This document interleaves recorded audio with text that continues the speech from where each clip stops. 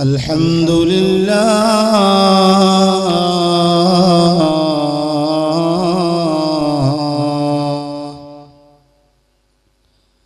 الحمد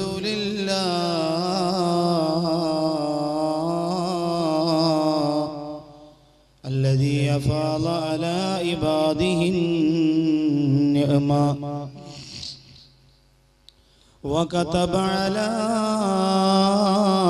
نفسه الرحمة وأشهد أن لا إله إلا الله وحده لا شريك له وأشهد أن سيدنا محمدا عبده ورسوله أرسله رحمة للعالمين وقدوة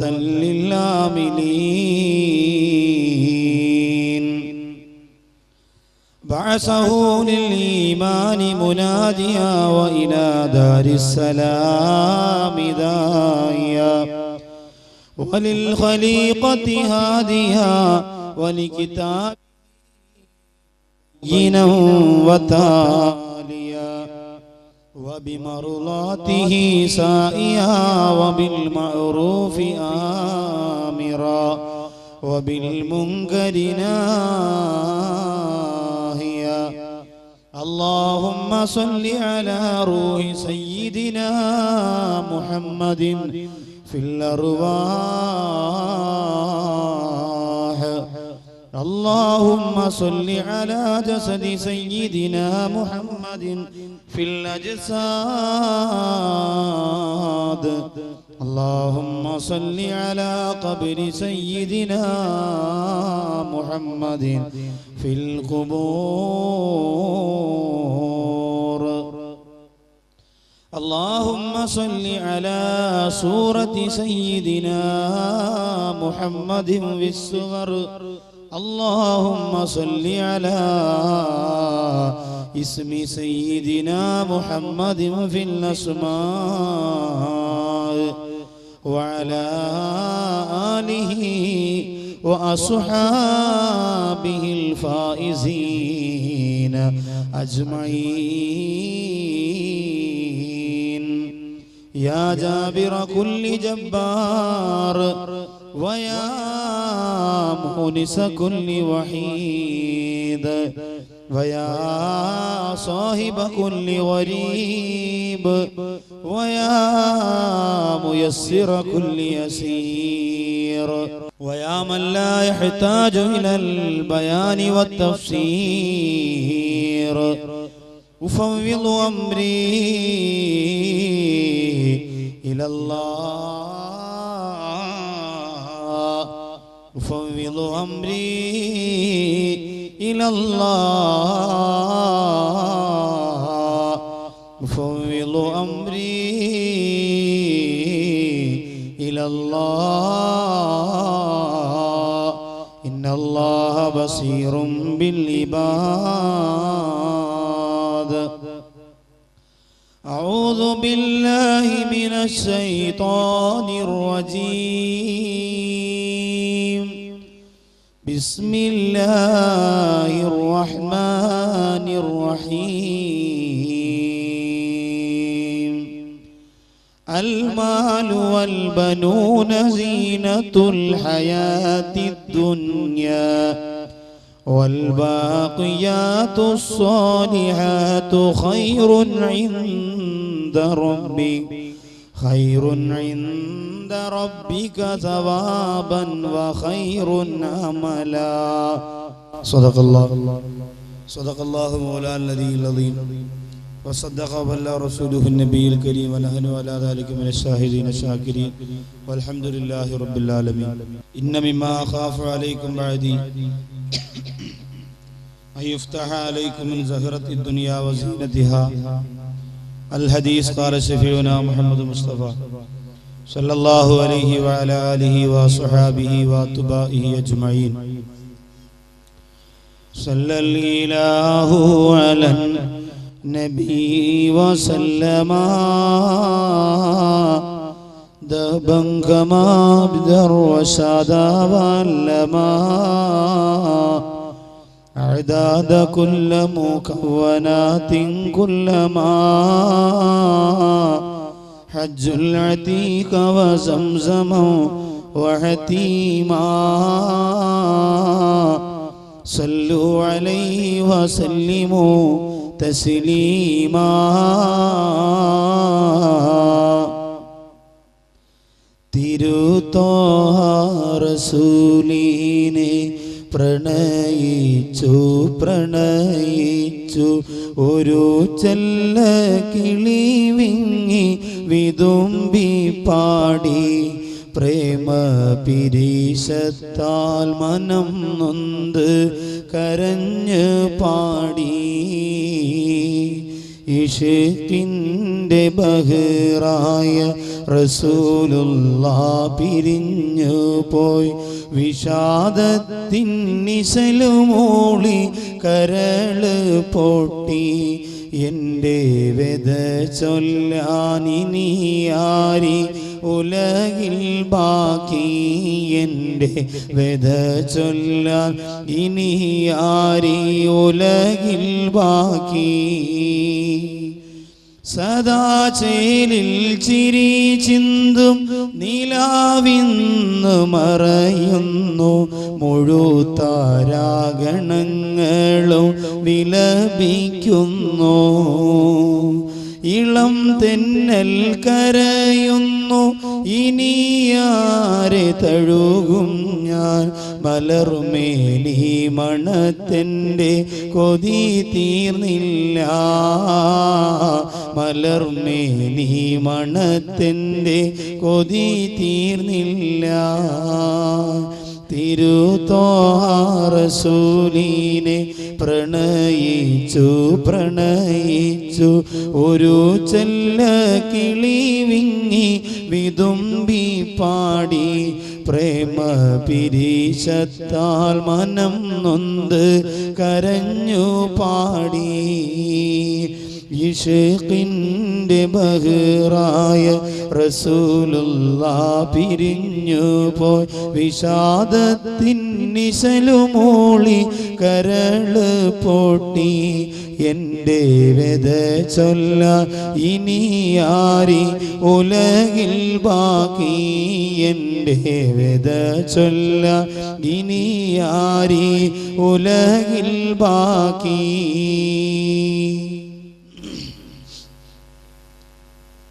സ്നേഹ ബഹുമാനങ്ങൾ നിറഞ്ഞ ബഹുമാന്യനായ ഗുരുനാഥൻ ജാബിർ സഖാഫി അവർകൾ ഈ അനുഗ്രഹീത ഇൽമിന്റെ രാത്രിയിൽ പരിശുദ്ധ പവിത്രമായ പള്ളിയുടെ മുറ്റത്തൊരുമിച്ച് കൂടിയ ഉസ്താദുമാരെ, മുതഅല്ലിമീങ്ങളെ, പടവങ്കോട് മുസ്ലിം ജമാഅത്തിന്റെ അഭ്യുദയകാംക്ഷികളായ പ്രവർത്തകരായ സഹോദരങ്ങളെ, യുവാക്കളെ, ഉമ്മബെങ്ങന്മാരെ, സഹോദരി സഹോദരങ്ങളെ, അസ്സലാമു അലൈക്കും വറഹ്മത്തുള്ളാഹി തആല വബറകാതുഹു.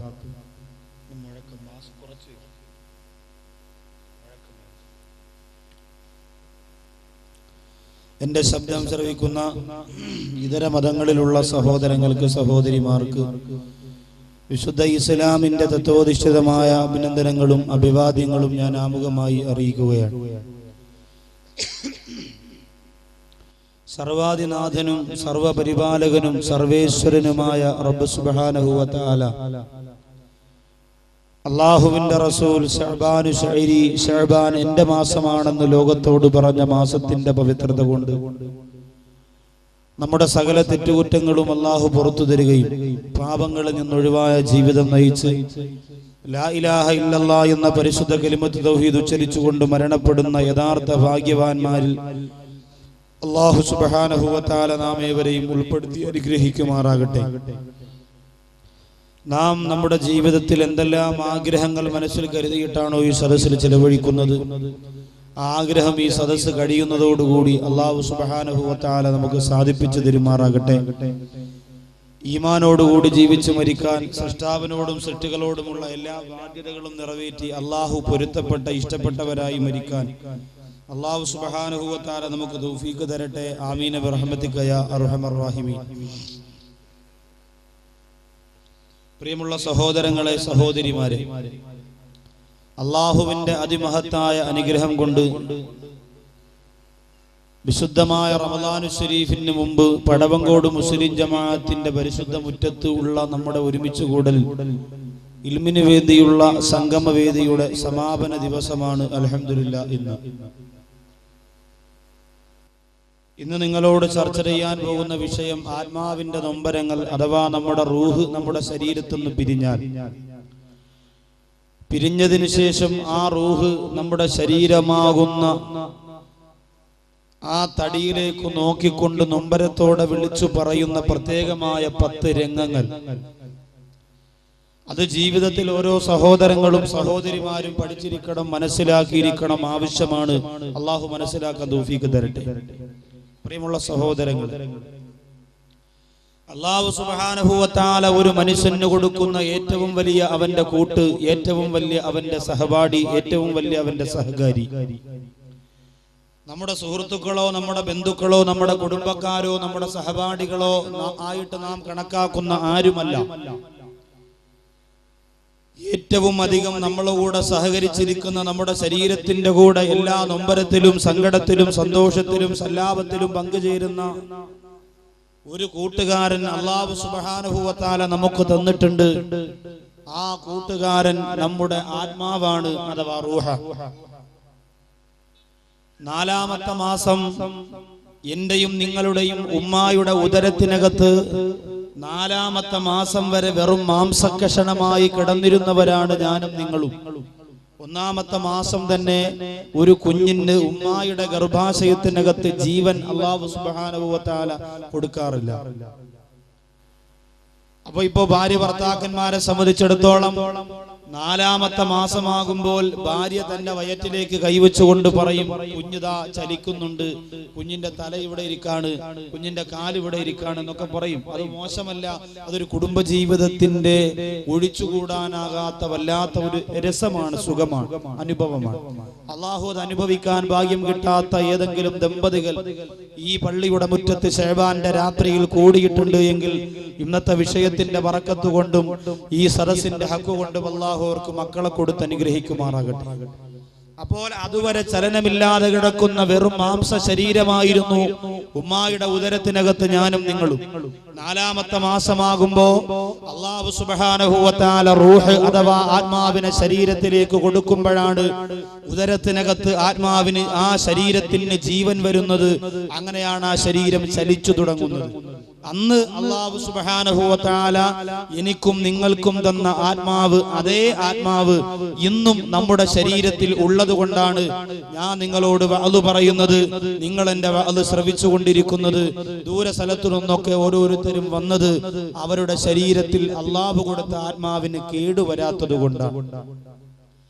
ആ ആത്മാവ് നഷ്ടപ്പെട്ടു പോയവരെ സംബന്ധിച്ചിടത്തോളം എന്റെ പ്രിയമുള്ള സഹോദരങ്ങളെ, ആ ശരീരത്തിന് പിന്നെ ഒരു വിലയുമില്ല. അതുകൊണ്ടാണ് മരിച്ചാൽ നേരത്തോട് നേരമാകുന്നതിന് മുമ്പ് എത്രയും പെട്ടെന്ന് പള്ളിപ്പറമ്പിൽ കൊണ്ടുപോയി ആ മനുഷ്യ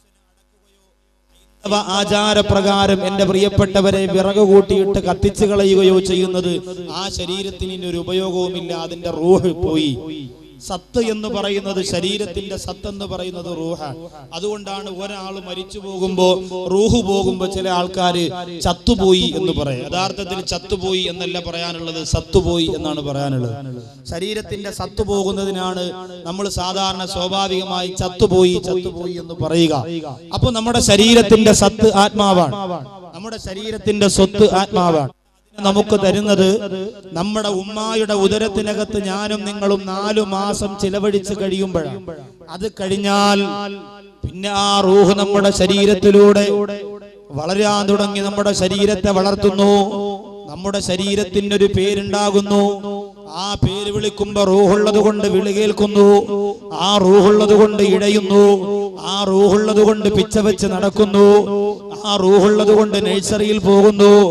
ആ റൂഹുള്ളത് കൊണ്ട് മദ്രസയിൽ പോകുന്നു. ആ റൂഹുള്ളത് കൊണ്ട് ജീവിതത്തിന്റെ എല്ലാ കാര്യങ്ങളും ചെയ്യുന്നു. ആ റൂഹുള്ളത് കൊണ്ട് ഞാൻ ഇവിടെ വന്നു, നിങ്ങൾ ഇവിടെ വന്ന് വാത് ശ്രവിക്കുന്നു. ഇനി ഒരു ദിവസം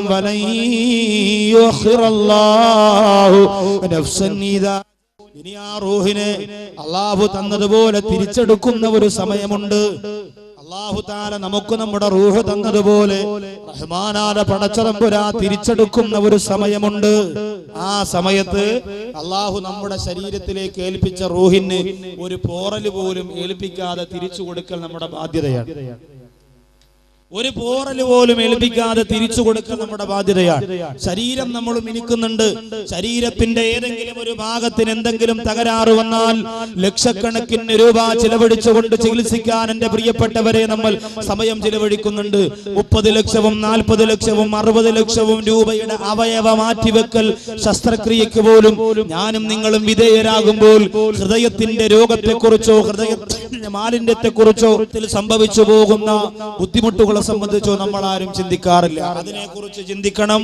എന്നിട്ട് എന്റെ പ്രിയപ്പെട്ടവരെ അതിന്റെ ചികിത്സയ്ക്ക് വേണ്ടി സമയം ചിലവഴിക്കണം. അതിന്റെ ഉപയോഗത്തിന് വേണ്ടി ഭൗതികമായ ജീവിതത്തിൽ അള്ളാഹു തന്നിരിക്കുന്ന സമയത്തെ ഞാനും നിങ്ങളും മാറ്റിവെക്കണം. അള്ളാഹു തൗഫീഖ് നൽകി അനുഗ്രഹിക്കുമാറാകട്ടെ. റൂഹുകൾ. അപ്പോ ആദ്യമായി ആത്മാവുകളെ സംബന്ധിച്ച് ചർച്ച ചെയ്യുകയാണ്. 5 വിധമാണ് മനുഷ്യന്റെ റൂഹുകളെ തിരിച്ചിരിക്കുന്നത്. സഹോദരിമാര് വളരെ ശ്രദ്ധയോടുകൂടി അത് ശ്രവിക്കണം എന്ന് ഞാൻ പ്രത്യേകിച്ച് അറിയിക്കുകയാണ്. 5 വിഭാഗമാണ് മനുഷ്യന്റെ റൂഹുകളെ അള്ളാഹു മാറ്റിവെച്ചിരിക്കുന്ന സൃഷ്ടികളുടെ. ഒന്ന് അർവാഹുൽ അംബിയായി, ഒന്ന് അംബിയാ മുർസലീങ്ങളുടെ റൂഹാണ്. അവരുടെ റൂഹ് ഇദാ ഖറജത് അൻ അജ്സാദിഹാ, ദുനിയാവിൽ വെച്ച് പ്രവാചക പുങ്കവന്മാര് മരണപ്പെട്ടാൽ അവരുടെ ശരീരത്തിൽ നിന്ന് അവരുടെ റൂഹ് വലിച്ചൂരിയെടുക്കപ്പെട്ടാൽ വതകൂനു ഫിൽ ജന്നാ, ആ റൂഹുകളെ അല്ലാഹു സ്വർഗ്ഗത്തിൽ കൊണ്ടുപോകുന്നതാണ്. അംബിയാ മുർസലീങ്ങൾ ഈ ദുനിയാവിൽ വെച്ച് മരണപ്പെടുമ്പോൾ അവരുടെ ശരീരത്തിൽ നിന്ന് റൂഹ് വലിച്ചൂരിയിട്ട് ആ റൂഹിനെ റഹ്മാനായ പടച്ചതമ്പുരാൻ സ്വർഗ്ഗത്തിൽ കൊണ്ടുപോവുകയാണ്. സ്വർഗ്ഗത്തിൽ പോയി സുഖമനുഭവിക്കുന്നു. വതകൂനു ഫിൽ ജന്നാ വതശ്റബു മിൻ മാഇഹാ വതഅകുലു മിൻ സിമാരിഹാ, സ്വർഗത്തിന്റെ ഭക്ഷണം ആ റൂഹ് കഴിക്കുകയാണ്. സ്വർഗത്തിന്റെ വെള്ളം ആ റൂഹ് കുടിക്കുകയാണ്. വതതനഅമു ഫീഹാ, ആ സ്വർഗത്തിന്റെ എല്ലാ സുഖങ്ങളും ആ റൂഹ് അനുഭവിക്കുന്നതാണ്. പ്രവാചകന്മാരുടെ റൂഹ്, പ്രവാചകന്മാരെല്ലാവരുടെയും റൂഹിന്റെ അവസ്ഥയാണ്. അള്ളാഹുവിന്റെ നിർദ്ദേശപ്രകാരം ഈ ലോകത്തിൽ നിന്ന് വിട പറഞ്ഞാൽ അവരുടെ റൂഹിന് പിന്നെ ദുനിയാവിൽ സ്ഥാനമില്ല. ആ റൂഹ് സ്വർഗത്തിൽ അള്ളാഹു എത്തിക്കുന്നു. അവിടെ ഭക്ഷണം, അവിടെ വെള്ളം, അവിടെ സുഖം എല്ലാം അള്ളാഹു കൊടുക്കുകയാണ്.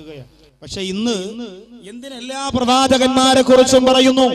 ആരംഭപ്പൂവായ നബി മുഹമ്മദ് മുസ്തഫ സല്ലല്ലാഹു അലൈഹി വസല്ലമ തങ്ങൾ പ്രവാചകന്മാരുടെ കിരീടമാണെന്ന് ലോകം തലകുലുക്കി സമ്മതിച്ചു പോയെങ്കിൽ ആ മുത്തു നബി സല്ലല്ലാഹു അലൈഹി വസല്ലമ തങ്ങളും സാധാരണ മനുഷ്യനാണെന്ന് പറഞ്ഞുകൊണ്ട് പുറം കാലുകൊണ്ട് വലിച്ചെറിഞ്ഞു പുത്തൻവാദത്തിന്റെ ഏറ്റവും വലിയ പടവുകൾ ചവിട്ടിക്കയറിയിട്ട് പരിശുദ്ധ ഇസ്ലാമിനെ പുറം കാലുകൊണ്ട് വലിച്ചെറിയാൻ ശ്രമിക്കുന്ന ദുർശക്തികൾ അഴിഞ്ഞാടിക്കൊണ്ടിരിക്കുന്ന കാലഘട്ടത്തിൽ എന്റെ പ്രിയപ്പെട്ടവരെ, മുത്തുനബി തങ്ങളുടേതെന്നല്ല ലോകത്ത് വന്നിട്ടുള്ള സർവ്വ പ്രവാചകന്മാരുടെയും റൂഹുകൾ അള്ളാഹുവിന്റെ സ്വർഗത്തിലാണ് എന്ന് കിതാബുകൾ പരിശോധിക്കുമ്പോൾ നമുക്ക് കാണാം. അതിന് കിതാബ് തിരിയണം.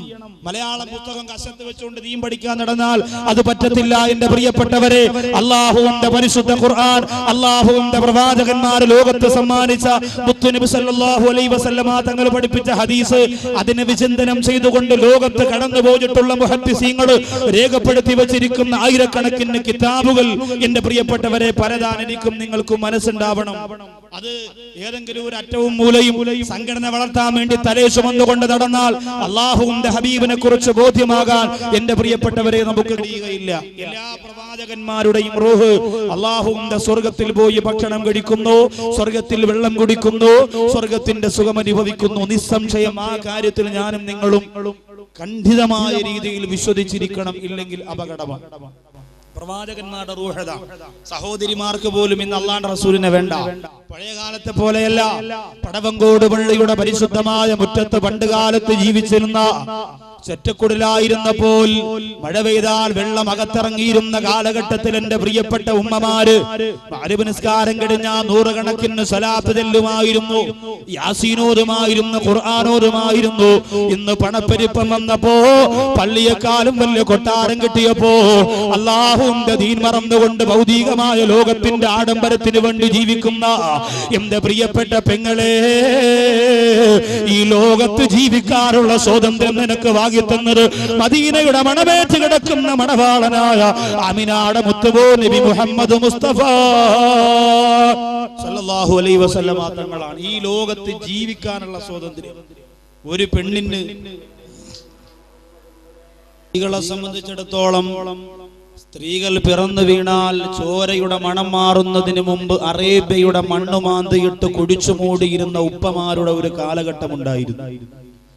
ആ കാലഘട്ടത്തിൽ എന്റെ പ്രിയപ്പെട്ടവരെ, പെണ്ണിനെ കുഴിച്ചു മൂടിയ സ്ഥലത്തുനിന്ന് മണ്ണുവാരി കയ്യിൽ വെച്ചുകൊണ്ട് അല്ലാഹുവിന്റെ റസൂല് പറഞ്ഞു, 3 പെമ്മക്കളെ പ്രസവിച്ചിട്ട് ആ പെമ്മക്കളെ പോറ്റി വളർത്തിയിട്ട് ആ പെമ്മക്കൾക്ക് അനുയോജ്യരായ ഇണകളെ കൊടുക്കുന്ന മാതാപിതാക്കൾക്ക് അല്ലാഹുവിന്റെ അടുത്തിരുന്ന് സ്വർഗം ഞാൻ വാങ്ങിക്കൊടുക്കുമെന്ന് നബി മുഹമ്മദ് മുസ്തഫ സല്ലല്ലാഹു അലൈഹി വസല്ലം. അപ്പോൾ അത്രത്തോളം സ്ഥാനം പെണ്ണിന് അല്ലാഹുവിന്റെ റസൂല് വാങ്ങിക്കൊടുത്തു പോയി എങ്കിൽ ഇന്ന് ആ സഹോദരിമാർക്ക് അല്ലാഹുവിന്റെ റസൂലിനെ ആവശ്യമില്ല. ഇന്നെന്റെ സഹോദരിമാർക്ക് സ്വലാത്ത് ചൊല്ലുവാനുള്ള നേരമില്ല. ഇന്നെന്റെ പ്രിയപ്പെട്ട സഹോദരിമാർക്ക് അല്ലാഹുവിന്റെ റസൂൽ എന്ന് പറയുമ്പോ കുറച്ചിലാണ്. അള്ളാന്റെ റസൂലിനെ കുറിച്ച് സലാത്ത് ചൊല്ലുന്നത് ശിർക്കാണ്. വീട്ടിന്റെ അകത്തും അരിവ് കഴിഞ്ഞ് സലാത്ത് ചൊല്ലിയാൽ ഗൾഫിൽ പോയിട്ട് വന്ന മച്ച പറയുന്നു, ഗൾഫിലൊന്നും സലാത്തില്ല, അതുകൊണ്ട് പടവങ്കോട്ടത്തെ പെണ്ണെ നീ സലാത്ത് ചൊല്ലണ്ട, അത് മൗലാക്കന്മാര് വയറ് വളർത്താൻ വേണ്ടി ഉണ്ടാക്കി വെച്ചതാണെന്ന് പറഞ്ഞ് തള്ളിക്കളയുമ്പോ എന്റെ പ്രിയപ്പെട്ട പെങ്ങളെ, മസ്ജിദുൻ നബവിയുടെ റൗള ശരീഫിന്റെ മുമ്പിലേക്ക് നിങ്ങൾ കടന്നു ചെന്നാൽ അല്ലാഹുവിന്റെ റസൂൽ നബി മുഹമ്മദ് മുസ്തഫ സല്ലല്ലാഹു അലൈഹി വസല്ലമ തങ്ങളുടെ മസ്ജിദുൻ നബവിയുടെ കവാടത്തിന്റെ മുമ്പ് പൊട്ടിക്കരഞ്ഞുകൊണ്ട് നിൽക്കുന്ന ആയിരക്കണക്കായ പ്രിയപ്പെട്ട സഹോദരങ്ങൾ സുന്ന സലാം പറയാറുന്ന സലാത്ത് ചൊല്ലാൻ അല്ലാഹുവിന്റെ റസൂലിന്റെ മുമ്പിൽ കണ്ണീരൊഴുക്കിയിട്ട് നിൽക്കുന്ന എത്ര പേരാ ഉള്ളത്? ഇന്നെന്റെ കുടുംബത്തിൽപ്പെട്ട ഒരു സഹോദരൻ ഉംറയ്ക്ക് വേണ്ടി പോയിരിക്കുകയാണ്. അല്ലാഹുവിന്റെ പരിശുദ്ധമായ കഅബ കാണാനും മദീന കാണാനും ഒരുപാട് ആഗ്രഹിച്ചിരുന്ന പ്രിയപ്പെട്ട സഹോദരന്റെ ആഗ്രഹം അല്ലാഹു നിറവേറ്റി കൊടുക്കട്ടെ. ഈ പള്ളിയുടെ പരിശുദ്ധമായ മുറ്റത്ത് എത്രയോ പേരെങ്ങനെ ആഗ്രഹിച്ചവരാണ്. പോയിട്ട് വന്ന് വീണ്ടും ഒന്ന് പോകാനുള്ള കൊതി കൊണ്ട് ആർത്തി കൊണ്ട് ആഗ്രഹത്തോടെ ഇരിക്കുന്നവരുണ്ട്. റഹ്മാനെ, അവരുടെ മനസ്സിന്റെ ഇഖ്ലാസിന്റെ അളവനുസരിച്ച് എത്രയും പെട്ടെന്ന് അത് നീ എളുപ്പമാക്കി കൊടുക്കണേ അല്ലാ. ചില ആൾക്കാർക്ക് അങ്ങനെ ഗൾഫിൽ പോയിട്ട് വരുമ്പോഴാണ് ദീൻ തിരിയുന്നത്, അതുവരെ തിരിയൂല. ഗൾഫിൽ പോയിട്ട് ഇങ്ങോട്ട് വന്ന് കുറച്ച് കാശായി കഴിഞ്ഞാൽ പിന്നെ പള്ളിയിൽ വന്ന് അത്തഹിയാത്തിരിക്കുമ്പോൾ ആ വിരള് ഇതെവിടെന്നാ? പഴയ ഉഷാഫന്റെ പരസ്യം പോലെ ഇതെവിടെന്നാ കിട്ടുന്നത്? എന്റെ പ്രിയപ്പെട്ടവരെ, കാട്ടറബികൾ നിന്റെ ദീൻ അവര് കാണിക്കുന്നതാണ് ദീൻ എന്ന് പറഞ്ഞുകൊണ്ട് പടവങ്കോട് വന്ന് ഉസ്താദിന്റെ മുമ്പ് കയറിയിട്ട് ബുഖാരിയിലുണ്ടോ മുസ്ലിമിലുണ്ടോ എന്ന് ചോദിക്കുന്നതിന് മുമ്പ് നിന്റെ ഹൃദയത്തിനകത്ത് ഈമാനുണ്ടോ എന്ന് തപ്പി നോക്കാനുള്ള സമയം കഴിഞ്ഞു പോയി. എന്റെ പ്രിയപ്പെട്ടവരെ, എല്ലാവർക്കും 10-15 വയസ്സ് കഴിയുന്ന മുമ്പ് ബുഖാരിയിലുണ്ടോ ബുഖാരിയിലുണ്ടോ നമ്മളൊന്ന് ഓർത്തു നോക്കണം. സ്വഹീഹുൽ ബുഖാരി എന്ന് പറയുന്നത് എനിക്ക് നിങ്ങൾക്കും തട്ടിക്കളിക്കാൻ വേണ്ടി ഉണ്ടാക്കി വെച്ചിരിക്കുന്ന ബോളല്ല. ലക്ഷക്കണക്കിന് ഹദീസുകൾ പഠിച്ച ബഹുമാനപ്പെട്ട ഷാഫി ഇമാം പറയുന്നത് അംഗീകരിക്കാൻ നിവർത്തിയില്ലാത്ത ഞാനും നിങ്ങളും എവിടത്തെ ഹദീസിന്റെ ബന്ധുകൊണ്ട അള്ളാഹുവിന്റെ പൊരുത്തത്തിന് വേണ്ടി പരിശ്രമിച്ചു കൊണ്ടിരിക്കുന്നത്. അള്ളാഹു കാത്തുരക്ഷിക്കുമാറാകട്ടെ. ലക്ഷക്കണക്കിന് ഹദീസ് വള്ളി പുള്ളി വ്യത്യാസമില്ലാതെ റാവിയുടെ പേര് സഹിതം കുഞ്ഞുനാൾ മുതൽ മനഃപ്പാടമാക്കിയ ഷാഫി ഇമാം ഒരു ഹദീസ് പറഞ്ഞാൽ അത് അംഗീകരിക്കാൻ നിവർത്തിയില്ലാത്ത നമ്മൾ ലോകത്ത് പിന്നെ ഏത് സംഘടനാ നേതാവ് പറഞ്ഞ കുറെ മലയാളം പുസ്തകവും കശത്ത് വെച്ചുകൊണ്ട് അള്ളാഹുവിന്റെ റസൂലിനെ ചവിട്ടി തേക്കുമ്പോൾ എന്റെ പ്രിയപ്പെട്ടവരെ കണ്ടുകൊണ്ടിരിക്കാൻ, അത് കണ്ട് സന്തോഷിച്ചുകൊണ്ടിരിക്കാൻ നമുക്ക് സാധിക്കരുത്. അതുപോട്ടെ, ദീനുണ്ടെങ്കിലല്ലേ ബാക്കിയുള്ളതിനെ കുറിച്ച് ചിന്തിക്കാൻ. ഇവിടെ നിസ്കാരമില്ല, പിന്നെ ഇനി റസൂലുള്ളാഹിയെ കുറിച്ച് പറയണം. അത് നിസ്കാരം തുടങ്ങണ്ടേ? അള്ളാഹുവിന്റെ പള്ളിയിൽ കേറാൻ സമയമില്ല, നിസ്കാരമില്ല, ദീനുമായിട്ടൊരു ബന്ധവുമില്ല. പിന്നെയല്ലേ അള്ളാഹുവിന്റെ റസൂലിനെ ആര് ചവിട്ടിയാലും ആര് വെട്ടിയാലും ആര് കൊന്നാലും ആര് സാധാരണക്കാരനാക്കിയാലും ആര് ചവിട്ടിക്കളഞ്ഞാലും യാതൊരുവിധ പ്രശ്നവും മനസ്സിന്റെ അകത്ത് വരാറ് സന്തോഷത്തോടെ ജീവിച്ചു കൊണ്ടിരിക്കുന്നവര് അള്ളാഹുവിന്റെ പരലോകത്ത് രക്ഷപ്പെടാൻ സാധിക്കുകയില്ല. ഞാൻ മടങ്ങി വരട്ടെ. ഗൾഫ് രാജ്യത്തേക്ക് പോയി വരുന്നവർക്ക് എന്തേ ഇത്ര കടിയുണ്ടാകുന്നത്? ദീനിനെ കുറിച്ച് പറയുമ്പോൾ എന്തേ ഇത്ര മനസ്സിന്റെ അകത്ത് കുറച്ചിലുണ്ടാകുന്നത്? ചില ആൾക്കാർ ഗൾഫിൽ പോയിട്ട് വന്നിട്ട് സഫ് നിൽക്കുന്ന കാണണം. ഇതൊന്നും സഹോദരിമാർക്ക് പറഞ്ഞാൽ മനസ്സിലാവത്തില്ല, എങ്കിലും പള്ളിയിൽ പോകുന്ന ആണുങ്ങളോട് പറഞ്ഞാൽ മനസ്സിലാവും. സഫ് നിൽക്കുന്നത് തന്റെ കാലിന്റെ ചെറിയ വിരൽ കൊണ്ട് അടുത്ത് നിൽക്കുന്ന ആളിന്റെ കാലിന്റെ ചെറിയ വിരൽ ചവിട്ടിയെങ്കിലേ സഫ് ശരിയാകൂ എന്നാണ്. ആ കാലം അങ്ങോട്ട് വലിക്കുമ്പോൾ അവൻ കാലം അങ്ങോട്ട് നീട്ടും. അങ്ങനെ നീണ്ടു 10 പേർക്ക് നിൽക്കാനുള്ള സഫ് അവനവന്റെ വാപ്പാക്കും വേണ്ടി മാത്രം ഒരു കാലം അവിടെ ഒരു കാലം ഇവിടെ കൈകെട്ടി നിസ്കരിക്കുന്ന കാലമാ. എന്താ ദീനെന്ന് വിചാരിച്ചാൽ ഞാനും നിങ്ങളും മനസ്സിലാക്കിയത് തോന്നുന്ന പോലെ വ്യാഖ്യാനിക്കപ്പെടുന്ന രീതിയിൽ കാര്യങ്ങൾ മാറിക്കൊണ്ടിരിക്കുമ്പോ എന്റെ പടവങ്കോട് പള്ളിയുടെ മുറ്റത്ത് വന്നവര് അല്ലാഹുവിന്റെ പ്രവാചകന്മാര്, ആ പ്രവാചകന്മാര് സാധാരണ വ്യക്തിത്വങ്ങളാണെന്ന ധാരണ ആരുടെയും മനസ്സിന്റെ അകത്ത് വന്നു പോകാൻ പാടില്ല. പ്രത്യേകിച്ച് അല്ലാഹുവിന്റെ റസൂൽ നബി മുഹമ്മദ് മുസ്തഫ റൂഹി ഫിദാലക ഖായിദൽ അബ്റാരി നഫ്സി ഫിദാക സയ്യിദൽ അൻസാരി. അല്ലാഹുവിന്റെ റസൂല് അങ്ങേക്ക് ഞാൻ എന്റെ ജീവൻ തന്നിരിക്കുന്നു എന്ന് പറഞ്ഞു പൊട്ടിക്കരഞ്ഞ അബൂബക്കർ സിദ്ദീഖ് റളിയല്ലാഹു തആല അൻഹുവിനെ പോലെ, ഉമർ ഇബ്നുൽ ഖത്താബ് റളിയല്ലാഹു അൻഹുവിനെ പോലെ സച്ചരിതരായ സൽക്കർമ്മകാരികളാണ് സഹാബത്തിനെ പോലെ എന്റെ പ്രിയപ്പെട്ടവരെ ഒന്നും കൊടുക്കാൻ നമ്മുടെ കയ്യിലില്ലെങ്കിൽ മനസ്സറിഞ്ഞൊരു 10 സലാത്ത് ഒരു ദിവസം കൊടുക്കാനെങ്കിലും ഈ പാവപ്പെട്ട സമുദായം മനസ്സ് വെച്ചില്ലെങ്കിൽ ഇന്നനാ നർജൂ ഇലാ കഅസി ഹൗലിക ലില്ലതോ യൗമ നസിരി കിതാബിയ സയ്യിദി ഖൈറൻ നബി. അല്ലാഹുവിന്റെ റസൂലിന്റെ ഹൗദുൽ കൗസറിന്റെ ചാരത്ത് ചെല്ലുമ്പോ ആ വെള്ളം കുടിക്കാൻ എന്റെ പ്രിയപ്പെട്ടവരെ സബാരിയത്തിന്റെ മാലാഖമാർ അനുവദിക്കുകയില്ല. ആളിപ്പടരുന്ന സബാരിയത്തിന്റെ മാലാഖമാർ ആളിപ്പടരുന്ന നരകക്കുണ്ടാരത്തിലേക്ക് എന്നെയും നിങ്ങളെയും വലിച്ചെറിഞ്ഞു പോകും. അല്ലാഹു കാത്തുരക്ഷിക്കട്ടെ. അതുകൊണ്ട് കണിശമായ തീരുമാനമെടുക്കുക. എന്തു സംഭവിച്ചാലും കുറഞ്ഞത് ഒരു ദിവസത്തിന്റെ പ്രഭാതത്തിലോ പ്രദേശത്തിലോ ഒരു 101 സലാത്ത് ചൊല്ലാതെ എന്റെ ദിവസത്തെ ഞാൻ അവസാനിപ്പിക്കില്ല. തീരുമാനിക്കും. അല്ലാഹു തൗഫീഖ് തരട്ടെ. എല്ലാരും തീരുമാനിക്കും, ഒരുപാട് സമയമൊന്നും വേണ്ട. സഹോദരിമാര് തീരുമാനിച്ചു നോക്ക്. 101 സലാത്ത് ഒരു ദിവസം, രാവിലെ ആണെങ്കിലും രാത്രി ആണെങ്കിലും കുഴപ്പമില്ല. അല്ലാഹു ഒരുപാട് ബറക്കത്ത് തരും. സ്വലാത്ത് കൊണ്ട് മരിക്കുന്ന സമയം അല്ലാഹു മരണവേദന എളുപ്പമാക്കി തരും. റഹ്മത്തിന്റെ മാലാഖമാരെ ഇറക്കി തരും. സ്വലാത്ത് അധികരിപ്പിക്കുന്നത് കൊണ്ട് ചെയ്യുന്ന കച്ചവടത്തിൽ അല്ലാഹു ബറക്കത്ത് ചെയ്യും. മാരകമായ രോഗങ്ങൾ, ബുദ്ധിമുട്ട്, സാമ്പത്തിക പിരിമുറുക്കങ്ങൾ അല്ലാഹു മാറ്റിത്തരും. ഇന്ന് ഇതിനൊന്നും നേരമില്ലാതെ കിട്ടുന്ന കാശ് കൊണ്ട് സുഖിക്കണം, രസിക്കണം, രമിക്കണമെന്ന് പറഞ്ഞ് പിശാചിന്റെ പിന്തലമുറക്കാരായി പരക്കം പായുമ്പോഴാണ് അപകടം ഉണ്ടാകുന്നത്. അല്ലാഹു കാത്തുരക്ഷിക്കട്ടെ. അതുകൊണ്ട് സലാത്ത് നിരന്തരം, പ്രത്യേകിച്ച് ഈ നിറഞ്ഞിരിക്കുന്ന ഈ ഓഡിറ്റോറിയത്തിന്റെ ഒരു ഭാഗം നിറഞ്ഞു കവിയുന്ന എന്റെ പ്രിയപ്പെട്ട സഹോദരിമാർ, അതിലുപരി എന്റെ പ്രിയപ്പെട്ട ചുണക്കുട്ടന്മാർ, ആവേശത്തോടെ തീരുമാനിക്ക്. സ്വലാത്ത് മറക്കരുത്. അല്ലാഹു തൗഫീഖ് തരട്ടെ. അപ്പൊ ഒന്നാമത്തെ റൂഹ് അംബിയാ മുർസലീങ്ങളുടെ റൂഹ്. രണ്ടാമത്തെ റൂഹ് അർവാഹു ശുഹദാ,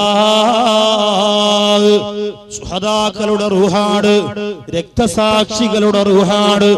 ദുനിയാവിൽ അല്ലാഹുവിന്റെ ദീനിനു വേണ്ടി ജീവിച്ച് ആ ദീനിൽ അടിയുറച്ചു നിന്നുകൊണ്ട് പ്രവർത്തിച്ച് ആ ദീനിനു വേണ്ടി തന്റെ ശരീരത്തെ രക്തസാക്ഷിത്വമാക്കപ്പെട്ട സഹോദരങ്ങൾ, അവരാണ് ശുഹദാക്കൾ, അവരാണ് ഷഹീദുമാർ. അവരുടെ റൂഹിന്റെ അവസ്ഥ എന്താ? ഫഇന്നല്ലാഹ യജ്അലുഹാ ഫി അജ്വാഫിൻ തുയൂരിൻ ഖളിറാ.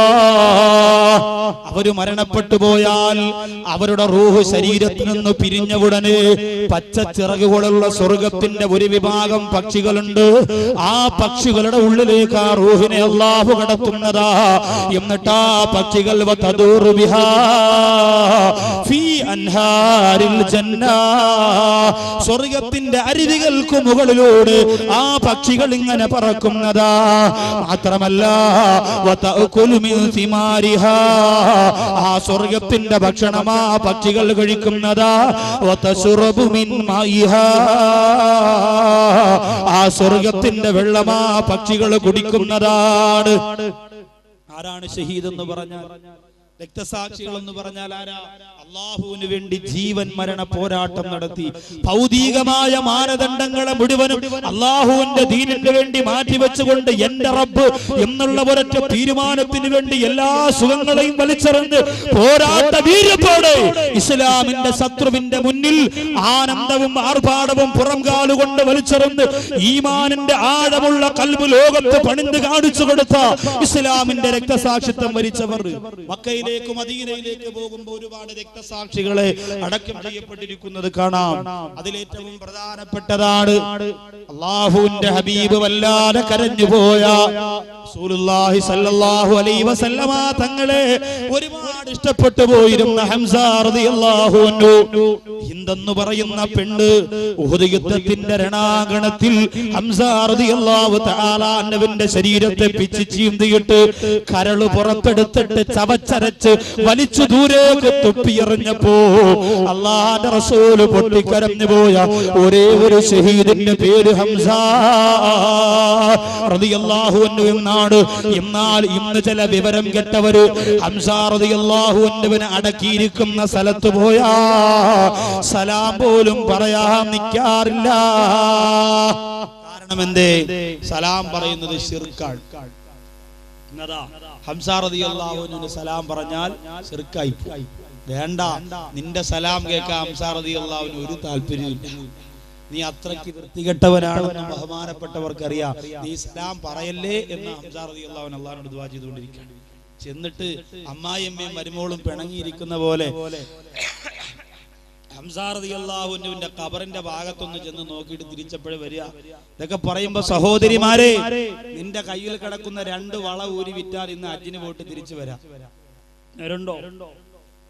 ആർക്കും താല്പര്യമില്ലല്ലോ. ഭർത്താവിന്റെ കൂടെ വീഗാലാൻഡും ഹാപ്പി ലാൻഡും ഗോൾഡൻ വാലിയും ഗോൾഡ് ഇല്ലാത്ത വാലിയും മൊത്തവും കറങ്ങിയടിച്ച് നടന്ന് രാവിലെ മുതൽ രാത്രി വരെ വീഗാലാൻഡിന്റെ കൃത്രിമ കടലിന്റെ അകത്ത് ബെർമൂഡയിട്ട് നീന്തി കുളിച്ച സഹോദരനും സഹോദരിക്കും അവർ ചിലവഴിച്ചതിന്റെ ഒരു ഭാഗം അള്ളാഹുവിന്റെ ദീനിന് വേണ്ടി നിയ്യത്ത് ചെയ്തുകൊണ്ട് ചിലവഴിച്ചിരുന്നു എങ്കിൽ പരിശുദ്ധ മക്കയും മദീനയും കണ്ട് സന്തോഷമായിട്ട് മടങ്ങി വരാമായിരുന്നു. താല്പര്യം വേണ്ടേ? അതിന് താല്പര്യം വേണം, മനസ്സ് നിറച്ച് ചിന്ത വേണം എന്റെ പ്രിയപ്പെട്ടവരല്ലാതെ നടക്കൂല. ഞാനും നിങ്ങളും വിചാരിക്കുന്ന പോലെ അത്ര നിസാരമൊന്നുമല്ല അത്. കോടികളുള്ളവർക്ക് പോലും അതിന് ഭാഗ്യം കിട്ടിയിട്ടില്ല.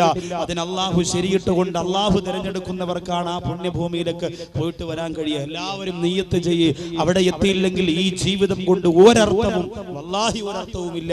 അതുകൊണ്ട് അവിടെ എത്തണം. സഹോദരിമാരൊക്കെയും അതിനുവേണ്ടി നിയ്യത്ത് ചെയ്യ്. ദുനിയാവ് ദുനിയാവ് ദുനിയാവെന്നും പറഞ്ഞ് ജീവിക്കാതെ മക്കയിലും മദീനയിലൊക്കെ ചെന്നിറങ്ങുമ്പോ എന്റെ പ്രിയപ്പെട്ടവരെ, നമ്മൾ ദുനിയാവിന്റെ സകലമാന ചിന്തകളും മറന്നുപോകും.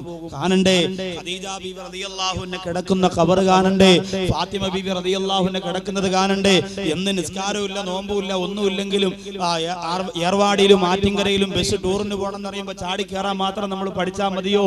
ഫാത്തിമ റളിയല്ലാഹു അൻഹുവിന്റെ മഖ്ബറ പോയിട്ട് കാണണ്ടേ, ഖദീജ ബീവി റളിയല്ലാഹു തആല അൻഹ അടക്കിയിരിക്കുന്ന പരിശുദ്ധമായ സ്ഥലം പോയെന്ന് കാണണ്ടേ. എത്രയോ മഹാനുഭാവന്മാര് 15,000-ഓളം പ്രിയപ്പെട്ട സച്ചരിതരായ സഹാബത്ത് കിടന്നിറങ്ങുന്ന ജന്നത്തുൽ ബഖീന്റെ മുമ്പിലൂടെ നടന്നു പോകണ്ടേ. സലാം പറഞ്ഞിട്ട് അവരുടെ അരികിലൂടെ നടന്നു പോയിട്ട് പടവങ്കോടുള്ള പാവപ്പെട്ട വനിത പരിശുദ്ധ മക്കയിലെത്തി മദീനയിലെത്തി എന്ന് പറഞ്ഞ കണ്ണീരോടെ ദുആരക്കണ്ടേ. അതിനും നാണെന്റെ സഹോദരങ്ങളെ നമുക്ക് സാധിക്കുന്നത്. അതുകൊണ്ട് രണ്ടാമത്തെ റൂഹ് ശുഹദാക്കളുടെ റൂഹാണ്. ശുഹദാക്കളാകാൻ എല്ലാവർക്കും സാധിക്കുകയില്ല.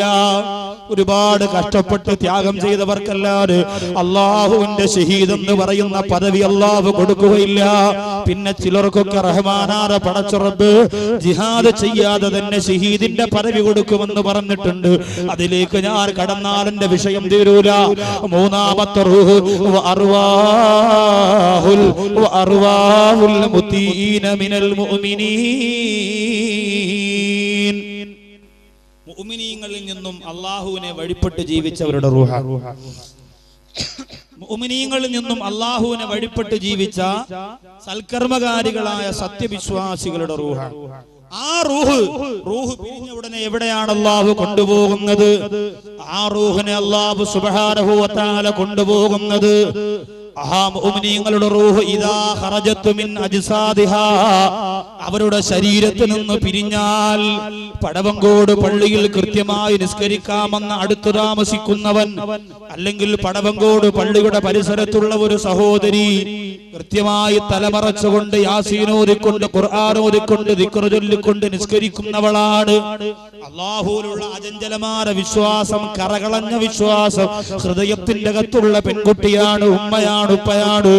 എന്നാൽ അവര് മരണപ്പെടുമ്പോൾ അവരുടെ റൂഹ് ഫീ റിയാദിൽ ജന്ന,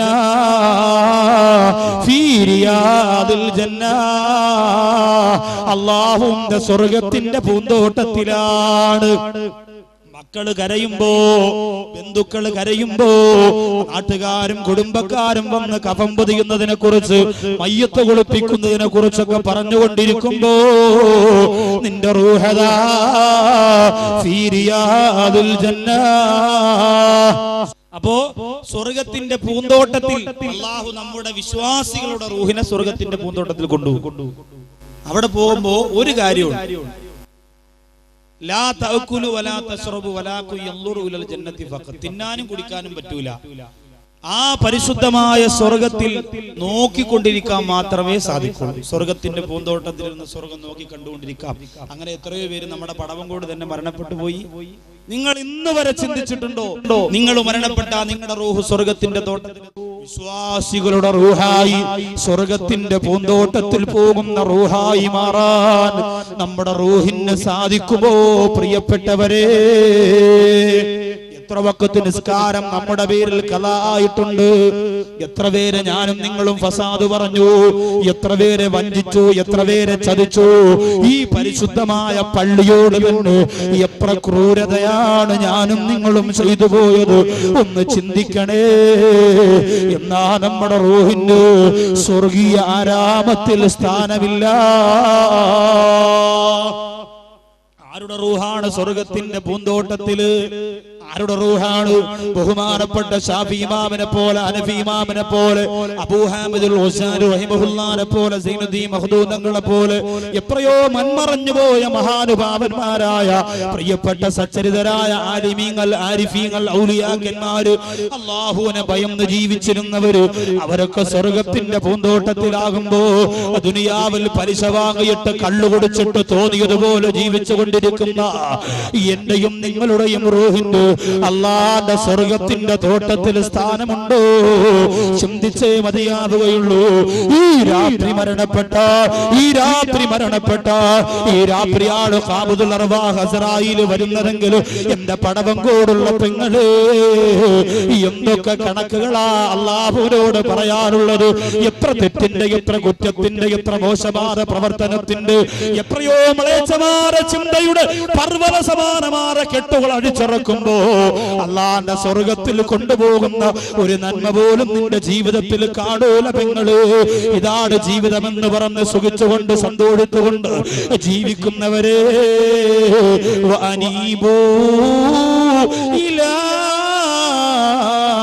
റബ്ബികൂ വസ്ലിമൂ ലഹു. അല്ലാഹുവിലേക്ക് മടങ്ങി വന്നു.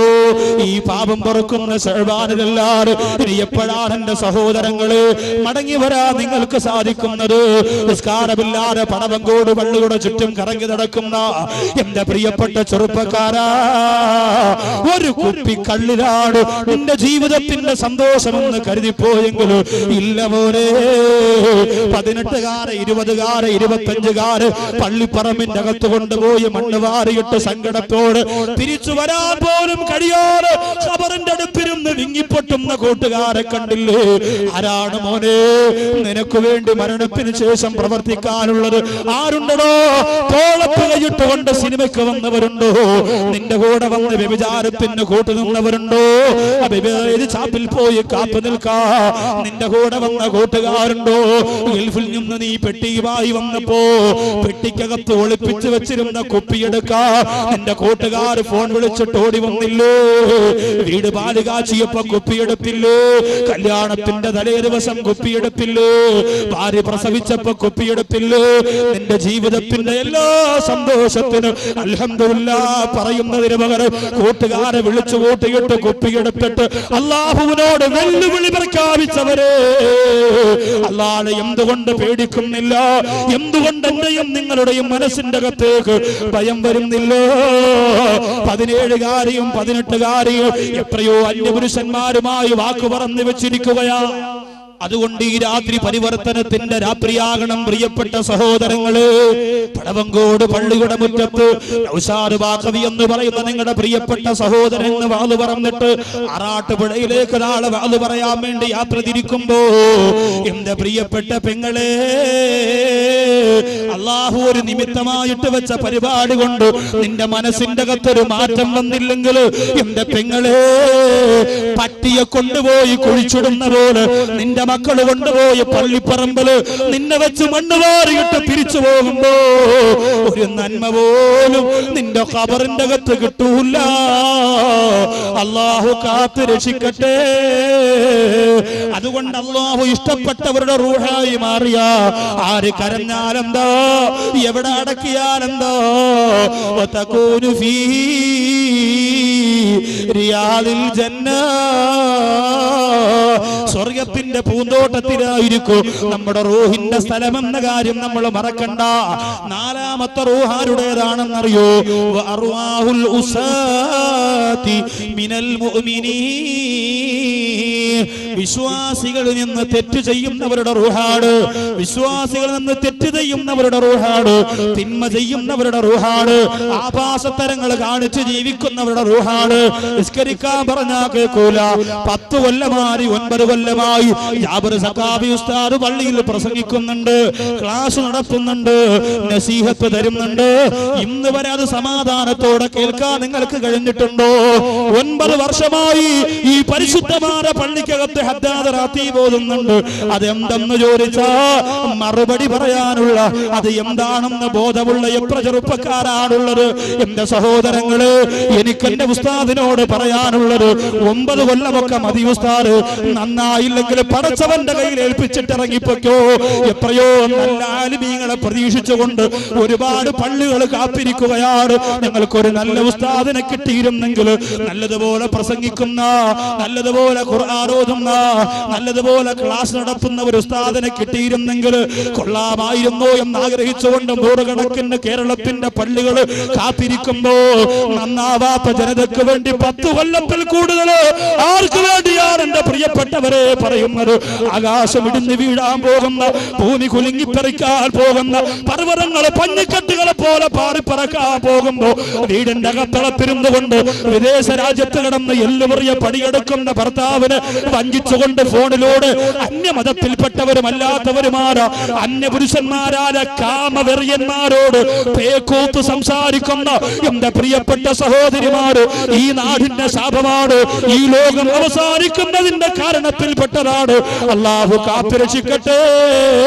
അള്ളാഹു എനിക്കും നിങ്ങൾക്കും തന്നിട്ടുള്ള കോടാനുകോടി അനുഗ്രഹങ്ങൾ ഒരൽപ്പം പോലും മാറ്റിവെക്കാതെ റബ്ബ് ചോദിക്കുമ്പോ എന്തു മറുപടി കൊടുക്കും? പ്രിയപ്പെട്ടവര്, കണ്ണ് തന്ന അള്ളാഹു, കാത് തന്ന അള്ളാഹു, കൈകാലുകൾ തന്ന അള്ളാഹു, ഹൃദയം തന്ന അള്ളാഹു.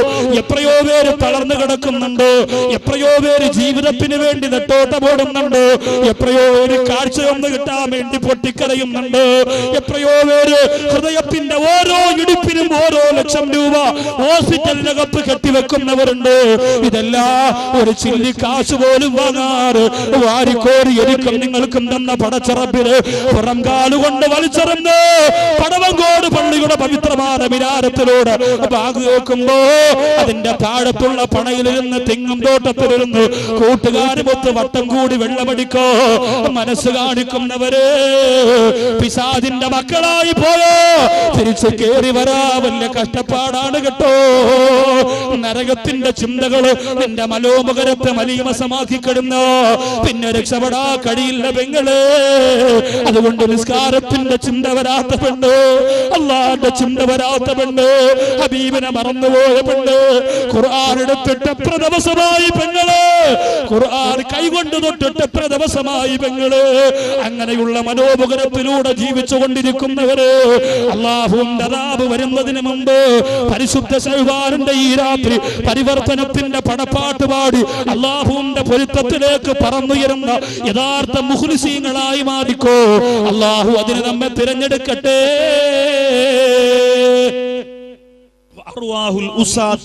മാതാപിതാക്കളെ വഴിപ്പെടൂല, ഭർത്താവിനെ വഞ്ചിക്കുന്നു, ഭാര്യയെ വഞ്ചിക്കുന്നു, മക്കളെ മര്യാദ പഠിപ്പിക്കൂല, ഖുർആൻ ഓതൂല, ഒരു ദീനി ചുവയുമില്ല.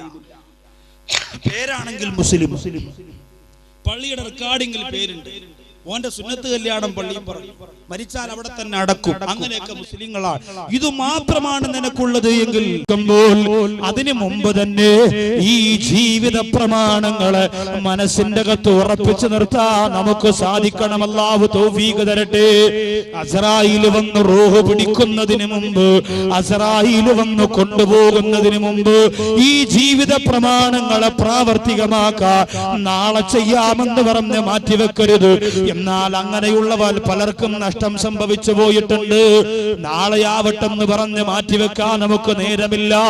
നിസ്കാരം തുടങ്ങാത്തവരെ, പടവങ്കോട് പള്ളിയുടെ മുറ്റത്ത് വന്നിരുന്ന വാല് കേട്ടിട്ട് നിസ്കാരം തുടങ്ങാത്തവരെ, നാളെയാവട്ടെ എന്ന് പറഞ്ഞ് മാറ്റിവെക്കാൻ നേരമില്ല. നമ്മുടെ ഹൃദയത്തിന്റെ അകത്തേക്ക് ഭയമിട്ട് കൊടുക്കുക. പേടി നഷ്ടപ്പെട്ടു പോയ മനസ്സുകളാണ് നമ്മുടെ മനസ്സ്. നമ്മൾ പറയുന്നതും ചിന്തിക്കുന്നതും എന്തെന്നറിയോ?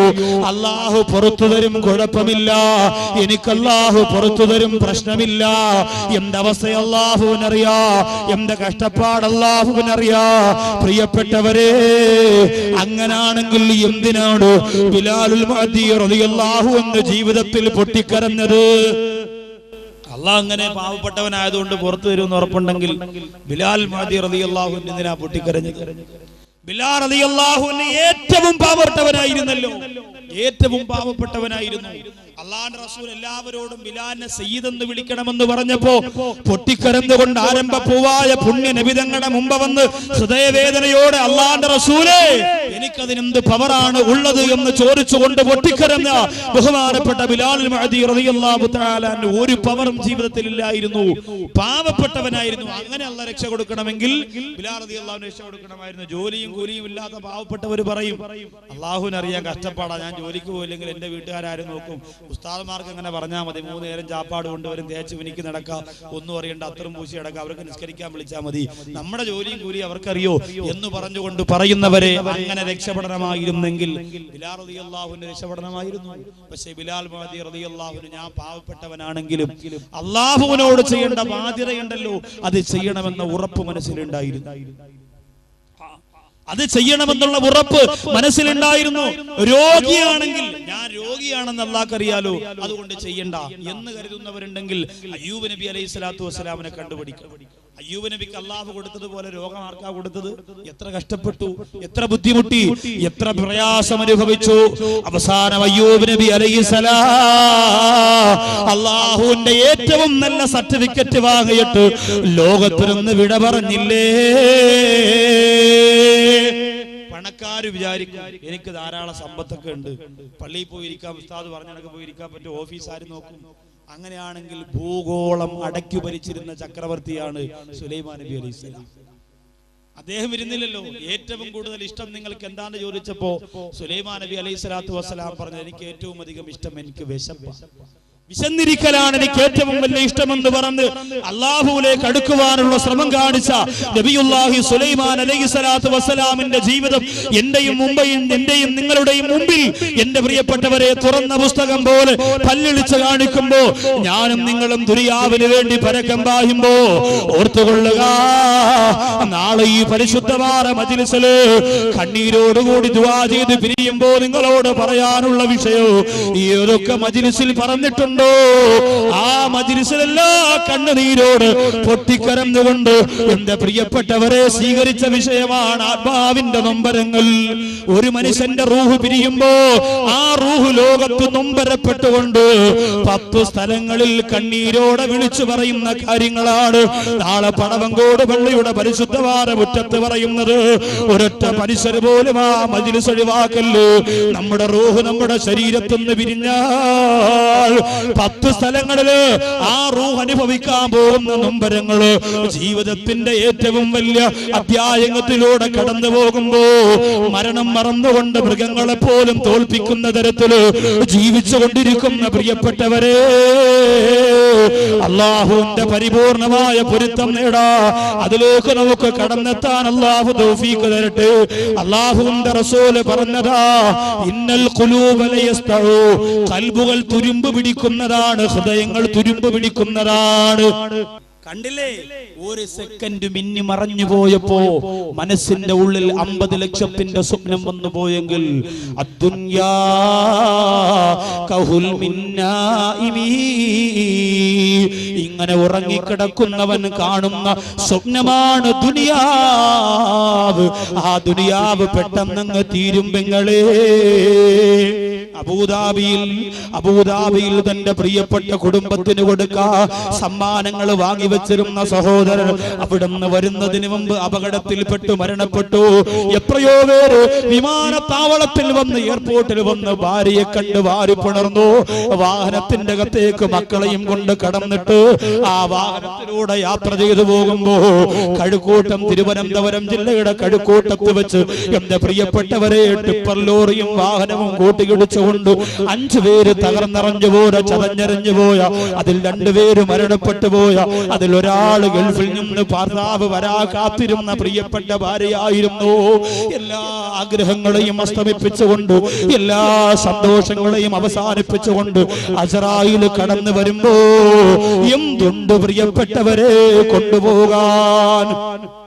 മുന്നറിയിപ്പ് തന്നിട്ടല്ല അസ്രായീൽ വരിക. ഇനി ചായ കൊടുത്തോ, ഇനി ചെറിയ സമാധാനത്തിന്റെ വാള, അത് കഴിഞ്ഞിട്ടേ ഗൗരവത്തിലേക്ക് ചായ കൊടുത്തു. അസ്രായീൽ അലൈഹിസ്സലാത്തു വസ്സലാം ആർക്ക് മുന്നറിയിപ്പ് കൊടുത്തിട്ടല്ല വരിക?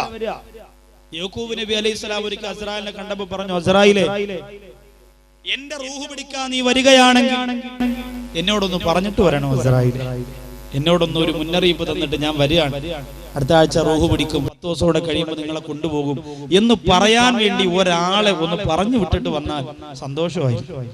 അസ്രായീൽ അലൈഹിസ്സലാത്തു വസ്സലാം പറഞ്ഞു, ആ പരിപാടി നടക്കൂലേ നബിയെ, നിങ്ങൾ എന്താ പറയണേ? ആരോടും അങ്ങനെ പറഞ്ഞു കൊടുക്കാൻ കഴിയില്ല, ആരോടും അങ്ങനെ മുന്നറിയിപ്പ് കൊടുക്കാൻ കഴിയില്ല. അതുകൊണ്ട് ഈ പരിപാടി നടക്കൂല. ഏതായാലും യാക്കൂബ് നബി പറഞ്ഞു, അള്ളാഹുവായിട്ടൊന്ന് ആലോചിച്ച് നോക്കിയിട്ട് നീ പറയാൻ. യാക്കൂബ് നബിയല്ലേ ഒരുപാട് കഷ്ടപ്പെട്ട പ്രവാചകനാണ്. മക്കളുടെ ഭാഗത്തു നിന്നൊക്കെ ശരിക്കും ബുദ്ധിമുട്ടുകൾ ഉണ്ടായി. യൂസുഫ് നബി എന്ന തന്റെ പ്രിയപ്പെട്ട പൊന്നുമോൻ കുഞ്ഞുനാള് നഷ്ടപ്പെട്ടു പോയ സങ്കടം ബഹുമാനപ്പെട്ട യാക്കൂബ് നബി അലൈഹിസ്സലാത്തു വസ്സലാം ശരിക്കും അനുഭവിച്ചതാണ്. അപ്പൊ അതുകൊണ്ട് യാക്കൂബ് നബിയുടെ പ്രത്യേക അഭിപ്രായം മാനിച്ചുകൊണ്ട് എന്തെങ്കിലും പരിഗണിക്കാൻ പറ്റുമെങ്കിൽ ചെയ്യാൻ പറയാൻ പറഞ്ഞു വിട്ടു. അങ്ങനെ അസ്രായീൽ അലൈഹിസ്സലാത്തു വസ്സലാം അല്ലാഹുവുമായിട്ട് തീരുമാനിച്ചപ്പോ സംഭവം മനസ്സിലായി. റൂഹ് പിടിക്കാൻ വരുന്നതിന് മുമ്പ് 3 മുന്നറിയിപ്പുകാരെ പറഞ്ഞുവിടാൻ തീരുമാനിച്ചു. യാക്കൂബ് നബി അലൈഹിസ്സലാമിനോട് അസ്രായീൽ വന്നു പറഞ്ഞു, നബിയേ, നിങ്ങളുടെ റൂഹ് പിടിക്കാൻ ഞാൻ വരുന്നതിന് മുമ്പ് 3 പേരെ നിങ്ങളുടെ റൂഹ് പിടിക്കുന്നതിന് മുമ്പ് നിങ്ങളുടെ റൂഹ് പിടിക്കും എന്ന് പറയാൻ 3 കൂട്ടുകാരെ, 3 മുന്നറിയിപ്പുകാരെ അള്ളാഹു പറഞ്ഞു വിടാ തീരുമാനിച്ചിട്ടുണ്ട് നബിയേ.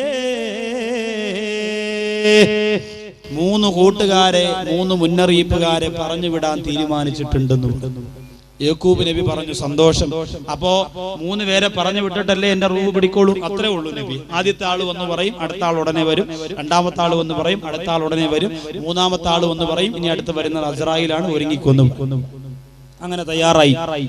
യാക്കൂബ് നബി അലൈഹിസ്സലാം രോഗം ബാധിച്ച് കിടക്കുകയാണ്. മരണശയ്യയിൽ കിടക്കുന്ന യാക്കൂബ് നബി അലൈഹിസ്സലാത്തു വസ്സലാമിനെ കാണാൻ ഖാബിദുൽ അർവാഹ് മലക്ക് അസ്രായീൽ അടുത്തു വന്നു.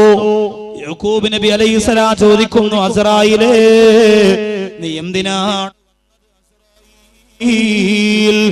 അസ്രായീൽ പറയുന്നു, നബിയേ, ഞാൻ എന്തിനാണ് വരുന്നത്, എന്റെ ജോലി എന്താണെന്ന് നിങ്ങൾക്കറിയുമല്ലോ, നിങ്ങളുടെ റൂഹ് പിടിക്കാൻ വന്നതാണ് നബിയേ എന്ന് പറയുമ്പോ അസ്റായിൽ അലൈഹിസ്സലാത്തു വസ്സലാമിനോട് യാക്കൂബ് നബി അലൈഹിസ്സലാം പറയുന്നു, അസ്റായിൽ എന്റെ റൂഹ് പിടിക്കാൻ വരുന്നതിന് മുമ്പ് 3 മുന്നറിയിപ്പുകാരെ പറഞ്ഞു വിടുമെന്ന് പറഞ്ഞല്ലോ, എന്നിട്ടെന്തേ അവരെയൊന്നും പറഞ്ഞു വിടാതെ റൂഹ് പിടിക്കാൻ നീ പെട്ടെന്ന് കടന്നു വന്നതെന്തേ? 3 മുന്നറിയിപ്പുകാരെ പറഞ്ഞു വിട്ടിട്ടേ നീ വരുവോളെന്നല്ലേ പറഞ്ഞത്, അവരെയൊന്നും പറഞ്ഞു വിടാതെ എന്താ നീ പെട്ടെന്ന് വന്നതെന്ന് ചോദിച്ചു. അസ്റായിൽ അലൈഹിസ്സലാത്തു വസ്സലാം പറഞ്ഞു, വല്ലാഹി നബിയെ 3 മുന്നറിയിപ്പുകാരെയും ഞാൻ പറഞ്ഞു വിട്ടിരുന്നത്, നിങ്ങളുടെ റൂഹ് പിടിക്കാൻ പോകുന്നു എന്ന് നിങ്ങളോട് പറയുന്ന 3 മുന്നറിയിപ്പുകാരെയും ഞാൻ പറഞ്ഞു വിട്ടിരുന്നതാണ്. അത്ഭുതപ്പെട്ടു. യാക്കൂബ് നബി ചോദിച്ചു, അവരാരാണ്? അസ്റായിൽ അടുത്ത് വന്നിരുന്നു. യാക്കൂബ് നബി അലൈഹിസ്സലാമിന്റെ തലയും ദാടിയും ഇങ്ങനെ തടവിയിട്ട് പറഞ്ഞു, ബയാലു ശഅരിക ബഅദ സവാദിഹി, ബയാലു ശഅരിക ബഅദ സവാദിഹി. നബിയേ, ഞാൻ പറഞ്ഞു വിട്ട 1ാമത്തെ കൂട്ടുകാരൻ ബയാലു ശഅരിക ബഅദ സവാദിഹി, അങ്ങയുടെ മുടി ഒരുപാട് കറുത്ത മുടിയായിരുന്നല്ലോ, ആ മുടിയെന്ന് വെളുത്തിരിക്കുന്നത് കണ്ടോ? ഇത് മരണത്തിന്റെ 1ാമത്തെ അടയാളമാണ് നബിയേ. കറുത്തുപോയ മുടി വെളുക്കുക, ഇത് മരണത്തിന്റെ 1ാമത്തെ അടയാളമാണ്. നരച്ചുപോയവരുണ്ടോ? ഒരുപാട് താമസം ഇല്ല, സമയമായി. ആര് നരച്ചാലും, ചെറുപ്പക്കാര് നരച്ചാലും പ്രായം ചെന്നവര് നരച്ചാലും, കറുപ്പിച്ചത് കൊണ്ടൊന്നും രക്ഷപ്പെടാൻ പറ്റും. നിങ്ങൾ ചിലപ്പോ വീട്ടിൽ പോയിട്ട് ഭാര്യ എടുത്ത് പറയും, എടി ഉസ്താദ് അങ്ങനെ പറഞ്ഞെന്നും പറഞ്ഞ് നീ ടെൻഷൻ അടിക്കണ്ട, 5-6 മുടി നരച്ചത് ശരിയല്ല, പക്ഷെ ഇത് ആ നരയല്ല, ഇത് വേറെ നരയാണ്. അങ്ങനെ വേറെ നരയില്ല, ഒറ്റ നരയേ ഉള്ളൂ. ആ നര വന്നാൽ പിന്നെ സമയമായി. ഉമർ ബിൻ ഖത്താബ് റളിയല്ലാഹു അൻഹു ഒരു ജോലിക്കാരനെ നിശ്ചയിച്ചിരുന്നു, ഞാൻ മരിക്കും എന്ന് മുഖത്ത് നോക്കി പറയാ. അങ്ങനെ ഒരു ജോലി നമുക്ക് സൗദി അറേബ്യയിലെങ്ങാനും കിട്ടിയിരുന്നെങ്കിൽ പ്രമാണമൊക്കെ സൊസൈറ്റിയിൽ വെച്ചിട്ട് എപ്പോ പോയെന്ന് ചോദിച്ചാൽ മതി. അവിടെ പോയിട്ട് അറബിയുടെ മുഖത്ത് നോക്കിയിട്ട് നീ മരിക്കും 20,000 രൂപ ശമ്പളം. ഇച്ചിരി കട്ടിയുള്ള അറബിയാണെങ്കിൽ നിന്നെ കുരു കൊണ്ടുപോടാ ചെയ്താൽ 25,000 രൂപ ശമ്പളം. നല്ല ജോലിയാ. ഇന്ന് ഗൾഫ് എന്ന് പറയുമ്പോൾ എല്ലാവർക്കും ഒരു ഓണമെന്നാ. കാരണം എന്താ? പഴയതുപോലെ പണ്ട് ഗൾഫിൽ നിന്ന് വന്നാൽ കാണാനുണ്ടായിരുന്നു അംബാസഡർ കാറിന്റെ പുറകിൽ 2 മെത്തയൊക്കെ വെച്ച് കെട്ടി, ഒരു സോണിയുടെ ചുവന്ന സെറ്റൊക്കെ കയ്യിൽ വെച്ച്, പോസ്റ്റിന്റെ നീളമുള്ള ഒരു സിഗരറ്റൊക്കെ ചുണ്ടത്ത് വെച്ച്, ഇങ്ങനെ എത്രയോ പേര് വന്നിറങ്ങുന്നുണ്ട്. റോഡിൽ വെച്ച് കാണുമ്പോൾ അവരോടൊക്കെ പറയും, മോനെ ഉമ്മച്ചി വൈകുന്നേരം അങ്ങോട്ട് പറഞ്ഞു വിടണം, സോപ്പും കയ്യിലേക്ക് എടുത്ത് വെച്ചിട്ടുണ്ട് കേട്ടോ. അങ്ങനെ എല്ലാവരും ഗൾഫുകാരെ വീട്ടിൽ പോയി ക്യൂ നിൽക്കുന്ന ഒരു കാലം, പാപ്പമാരൊക്കെ എടുത്താ പൊങ്ങാത്ത സിഗരറ്റ് ലാമ്പും ഒക്കെ കൊണ്ടു കൊടുക്കുന്ന കാലം, പച്ച ലെതറുള്ള ചെരുപ്പും പച്ച കൈലിയും വെളുത്ത കാലും മസിലും തുടയാട്ട് പഴയ ഗൾഫുകാർ വന്നിറങ്ങി. ഒരു കൈലിയുടെ ഒരു ഭാഗം കശത്ത് വെച്ച്, സിഗരറ്റ് ചുണ്ടത്ത് വെച്ച്, പൂച്ചൽ ജംഗ്ഷനിലും കാട്ടാക്കട ജംഗ്ഷനിലും ഒക്കെ ഇറങ്ങി നിൽക്കുമ്പോൾ ആൾക്കാരറിയും ഇവൻ ഗൾഫിൽ പോയി വെളുത്ത് കൊഴുത്ത് തൊടുത്ത് ഇങ്ങനെ പറയും. പക്ഷെ ഇന്ന് ഗൾഫിൽ പോയിട്ട് വരുന്നവന്റെ കണ്ണ് കാണണമെങ്കിൽ 80 ബാറ്ററി എണ്ണ ടോർച്ചിട്ട് അടിച്ചു നോക്കും, അകത്ത് കിടക്കുക. പിന്നെ അവൻ എവിടെയെങ്കിലും പോയി റൂമൊക്കെ എടുത്ത് കിടന്ന് വല്ല ചവർമയൊക്കെ വാങ്ങിച്ചു നിന്ന് പെരുക്കി വെച്ച് 4 ഷർട്ടും 3 ടീഷർട്ടൊക്കെ ഇട്ട് പെരുവി ഇഞ്ഞ് വരും. കാരണം വന്നുടനെ വാപ്പ അറ്റാക്കൊന്നും വരിക്കണ്ടല്ലോ മോനെ കണ്ട്. അതുകൊണ്ട് ഒരാഴ്ച കഴിഞ്ഞ് ഓരോന്നോരോന്ന് ഊരുമ്പോഴാണ് പെണ്ണുമ്പുള്ള പറയണ, അല്ല ഇത്രേ ഉള്ള.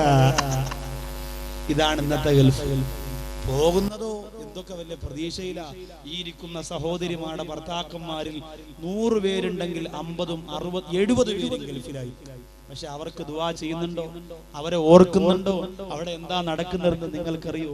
പണ്ടത്തെ പോലെ ഒരു സുഖവും ഇന്ന് ഗൾഫിലില്ല. കഷ്ടപ്പെടുകയാണ്. കാട്ടറബികൾ ആട്ടും തൂപ്പും ചവിട്ടും ഏറ്റുകൊണ്ട് കിടന്ന് കഷ്ടപ്പെടുന്ന പാവപ്പെട്ട ഭർത്താക്കന്മാരെ വഞ്ചിക്കാൻ എന്റെ സഹോദരിമാർക്ക് തോന്നരുത്. അള്ളാഹു പ്രവാസികൾക്ക്, അള്ളാഹു വിദേശ രാജ്യത്തെല്ലാം മറന്നുകൊണ്ട് നാടിന്റെ നന്മയ്ക്ക് വേണ്ടി കഷ്ടപ്പെടുന്നവർക്ക് അള്ളാഹു എല്ലാവരും ഐശ്വര്യവും ബറക്കത്തും ചൊരിഞ്ഞു കൊടുക്കുമാറാകട്ടെ. സങ്കടമുണ്ട്. ഈ പള്ളിയുടെ ഈ 2ാമത്തെ നില പണി കഴിഞ്ഞിരുന്നെങ്കിൽ മനസ്സിൽ എനിക്ക് വല്ലാത്തൊരു സന്തോഷം ഉണ്ടാകുമായിരുന്നു. വല്ലാത്ത റാഹത്താണ് പണി കഴിഞ്ഞാൽ. പക്ഷെ എന്ത് ചെയ്യാം, അതങ്ങനെ തന്നെ നിൽക്കുകയാണ്. എന്ന് സാധിക്കും, എന്ന് കഴിയുമെന്നൊന്നും അറിയില്ല. നമ്മൾ ഒരു ഉമ്മ പെറ്റ മക്കളെ പോലെ ഒറ്റക്കെട്ടായി നിന്ന് സ്വാർത്ഥ താല്പര്യങ്ങളെ പുറം കാലുകൊണ്ട് വലിച്ചെറിഞ്ഞ് അല്ലാഹുവിൽ വലിച്ചൂരിയെടുക്കാൻ കഴിയാത്ത ഈമാൻ എന്ന് പറയുന്ന ആണിക്കല്ലിന് ഹൃദയാന്തരത്തിൽ അടിച്ചതറപ്പിച്ചു വെച്ചല്ലാതെ നന്മകളുടെ പൂക്കാലം ഇനി നമുക്ക് ഉണ്ടാവാൻ പോകുന്നില്ല. സ്വാർത്ഥതയും അഹങ്കാരവും അഹംഭാവവും ഞാനും നിങ്ങളും തകർക്കണം. മനസ്സിൽ നന്മ വേണം, വിനയം വേണം. നന്മയുടെ വിളനിലമായി എന്റെയും നിങ്ങളുടെ ഈ ഹൃദയാന്തരങ്ങൾ മാറണം. അതൻ തൗഫീഖ് തരട്ടെ. അപ്പോ അങ്ങനെ ഒരു ജോലി നിശ്ചയിച്ചിരുന്നു. നരബാധിച്ചപ്പോൾ ഉമർ ഇബ്നുൽ ഖത്താബ് റളിയല്ലാഹു അൻഹു പറഞ്ഞു, ഞാൻ മരിക്കും എന്ന് ഇനി ഒരു ജോലിക്കാരൻ പറഞ്ഞു തരേണ്ട കാര്യമില്ല. എന്റെ നര ഞാൻ മരിക്കും എന്ന് എന്നോട് പറഞ്ഞു തരുന്നുണ്ട്.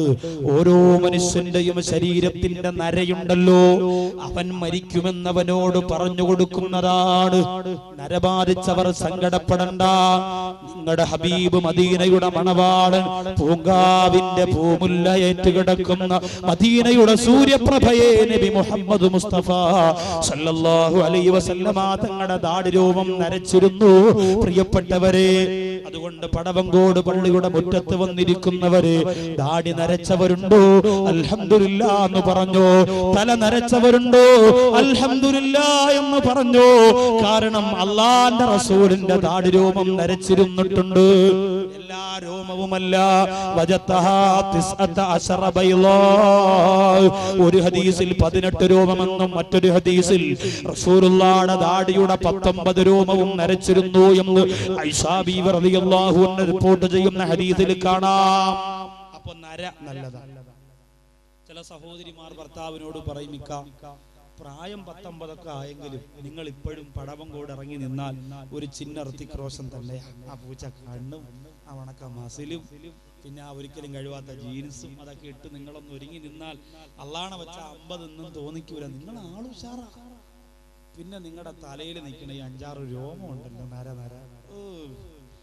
കുടുംബശ്രീക്ക് പോയപ്പോ എന്നാള് 3-4 പെണ്ണുങ്ങൾ ചോദിക്കാം, കിളവൻസിന് സുഖമാണോ? ഇന്നെല്ലാ ഭർത്താക്കന്മാരെയും ഭാര്യമാരെ അങ്ങനെ വിളിക്കുക, കിളവൻസ്. നിന്റെ കിളവൻസ് വീട്ടിലുണ്ടോടി? കൊണ്ടുതരുന്നത് വാങ്ങി തിന്നാനും ആവശ്യത്തിന് ഓച്ചാനിച്ച് നിൽക്കാനും അല്ല, ഒരു ബഹുമാനം കൊടുക്കാൻ കഴിഞ്ഞിട്ടുണ്ട് ഭർത്താവ് എന്നുള്ള നിലയ്ക്ക്. വിളിക്കാൻ അങ്ങനെ ഭാര്യ പറയുന്നു, എന്റെ പ്രിയപ്പെട്ടവരെ, ആ നരച്ച രോമം ഒന്ന് കറുപ്പിച്ചാ നിങ്ങൾ ഉഷാറായി. പൈസ ഇല്ലടി, അതുകൊണ്ടല്ലേ അതിനൊക്കെ വലിയ വിലയാ. എന്നാലും പോട്ടെ, ഒരു മോതിരം ഞാൻ തരാം, നിങ്ങൾ കൊണ്ടുപോകും. അങ്ങനെ ഒരു മോതിരം കൊടുത്ത് അതുകൊണ്ട് പോയി പണയം വെച്ച് മൂളിപ്പാട്ടും പാടി പിന്നെ ബ്യൂട്ടി പാർലറിന്റെ കുഷൻ സീറ്റിൽ പോയി മലർന്നു കിടന്ന് വെള്ളരിക്കയും വെട്ടി കണ്ണി വെച്ച് മുരിങ്ങൊക്കെ എടുത്ത് കൈ വെച്ച് ഒരു തക്ബീർ, കണ്ണു തുറന്നു നോക്കുമ്പോ മൊത്തം ഒരു കറുപ്പാണ്. പള്ളി വരുമ്പോ ജാബിർ സഖാഫി ഉസ്താദ് ചോദിക്കും, എന്തോ അങ്ങ് കറുത്തല്ലോ മൊത്തത്തിൽ, വൈഫിന് ഇഷ്ടമല്ല ഉസ്താദേ. പെമ്പറന്നോത്തിക്ക് വേണ്ടി കറുപ്പിക്കാനും വെളുപ്പിക്കാനും അള്ളാഹുവിന്റെ ഹബീബിന്റെ ചര്യകളെ പോലും കവറടക്കാനും മനസ്സ് കാണിക്കുന്നവർക്ക് ദീനിന്റെ ഗുണമെന്തെന്നറിയാം. പരലോകത്ത് എന്തെങ്കിലും നന്മയുണ്ടാവും.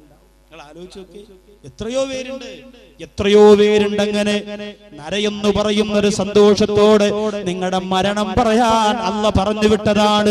എല്ലാവർക്കും അങ്ങനെ ഒരു മുന്നറിയിപ്പ് അല്ലാഹു കൊടുക്കാറില്ല.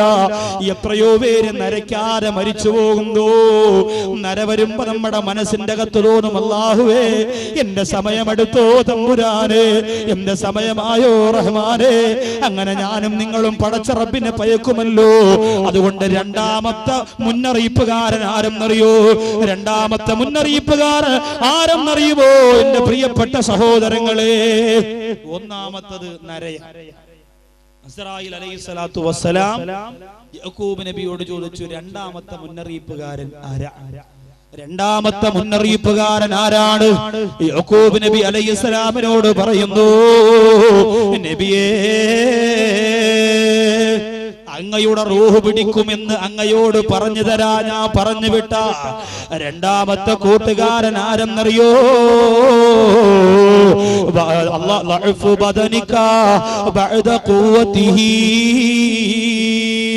അല്ലാഹു ആരോഗ്യം തന്നതിന് ശേഷം രോഗം തരും.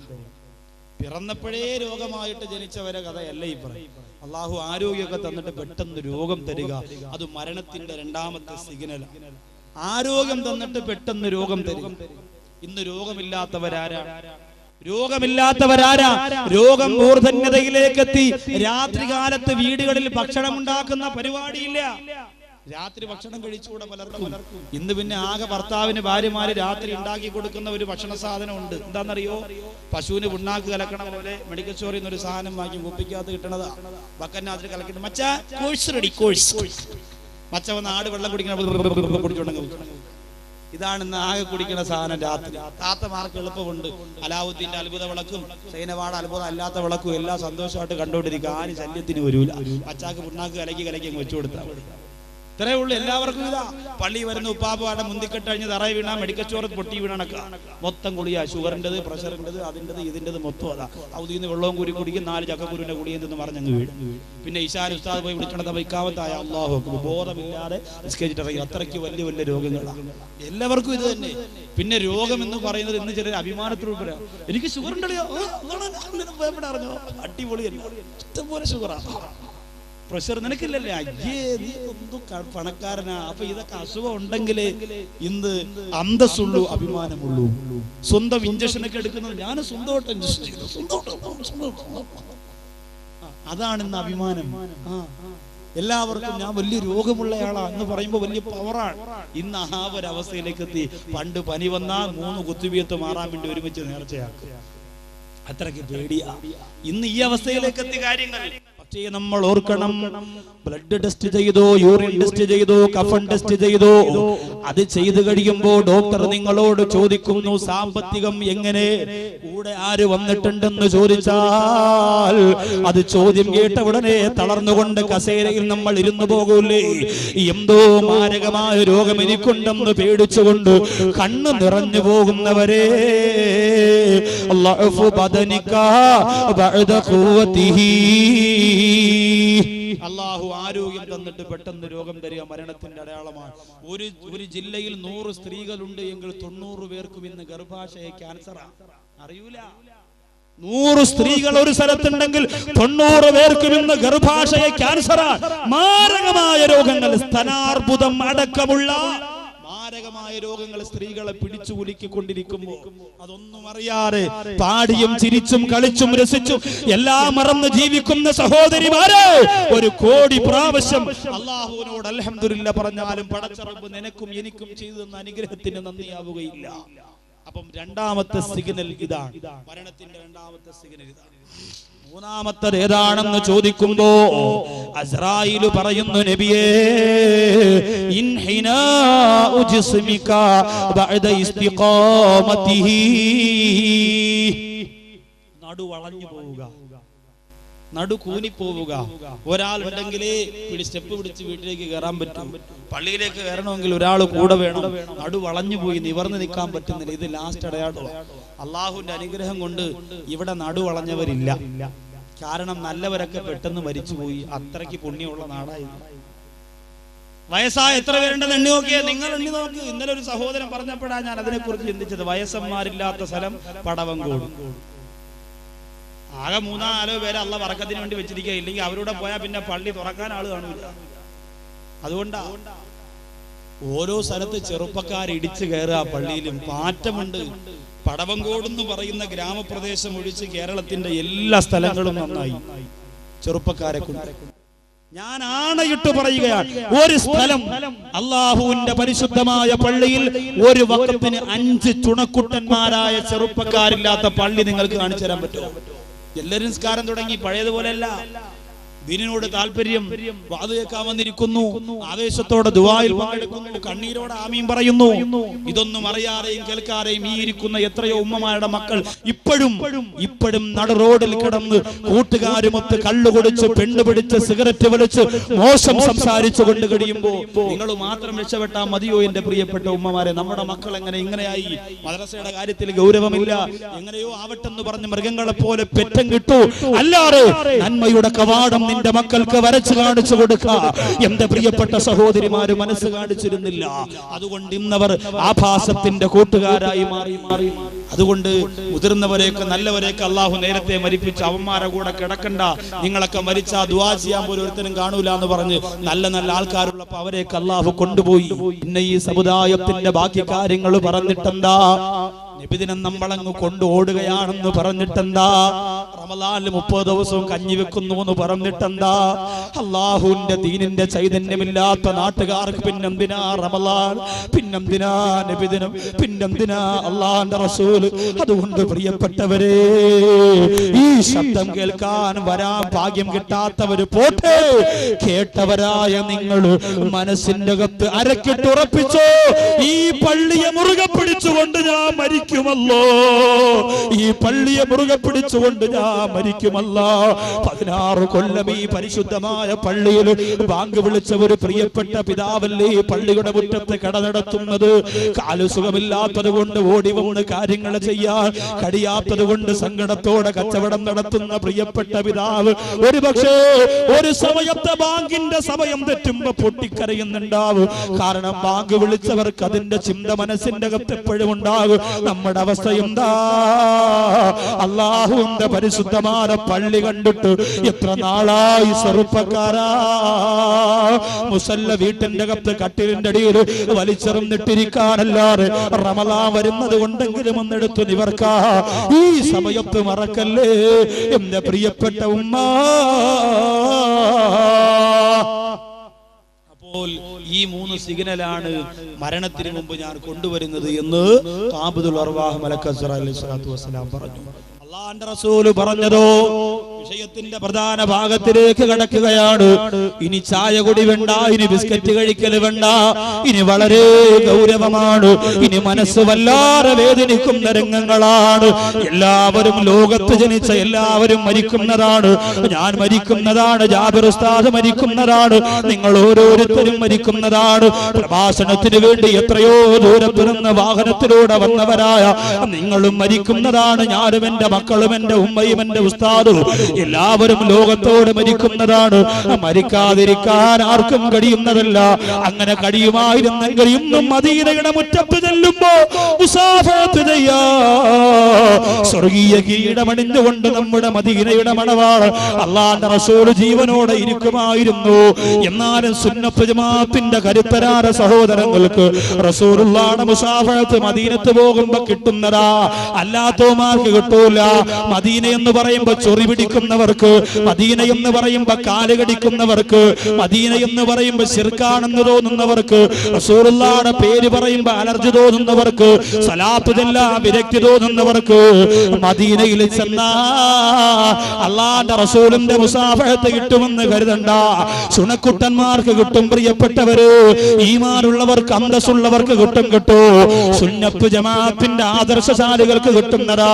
അല്ലാതെ എവിടെയെങ്കിലും ആരെങ്കിലും പണം തരുമ്പോ ആദർശത്തെ വലിച്ചെറിഞ്ഞിട്ട് ദീനിന്റെ എല്ലാ കോലങ്ങളും മാറ്റിമറിക്കുന്ന വൃത്തിഹീനർക്ക് മദീനയുടെ മണവാളന്റെ മുഖം കാണാ അല്ലാഹു ഭാഗ്യം കൊടുക്കില്ല. മുൻഗാമികളായ സാദാത്യങ്ങൾ നമുക്ക് സമ്മാനിച്ചു പോയ എല്ലാ ദീനിന്റെ ചൈതന്യങ്ങളെയും വലിച്ചെറിഞ്ഞിട്ട് ജീവിക്കുന്നവര്. കൊല്ലം ജില്ലയിൽ ഒരു പള്ളിയുണ്ട്, പുത്തൻവാദികളുടെ പള്ളിയാണ്. ആ പള്ളിയിൽ 41 ദിവസം കൃത്യമായി ജുമുഅ നിസ്കരിക്കാൻ പോയാൽ കിട്ടുന്നത് 15 ലക്ഷം രൂപയാണ്. 41 ദിവസം കൃത്യമായി ജുമുഅയ്ക്ക് പോയാൽ കിട്ടുന്നത് 15 ലക്ഷം രൂപയാണ്. ഹിദായത്തിന്റെ വഴിയിലേക്ക് എത്തണം. പടവങ്കോട് പള്ളിയെ ഈമാനിന്റെ പടവുകൾ കൊണ്ട് അനുഗ്രഹിക്കുന്ന ഒരു സമുദായം ഇവിടെ വരണമെന്ന് പറഞ്ഞ് വേദനയോടെ ദുആ ചെയ്യണം. എല്ലാ ഹറാമിയത്തുകളും നശിക്കണം, എല്ലാ മോശങ്ങളും തീരണം.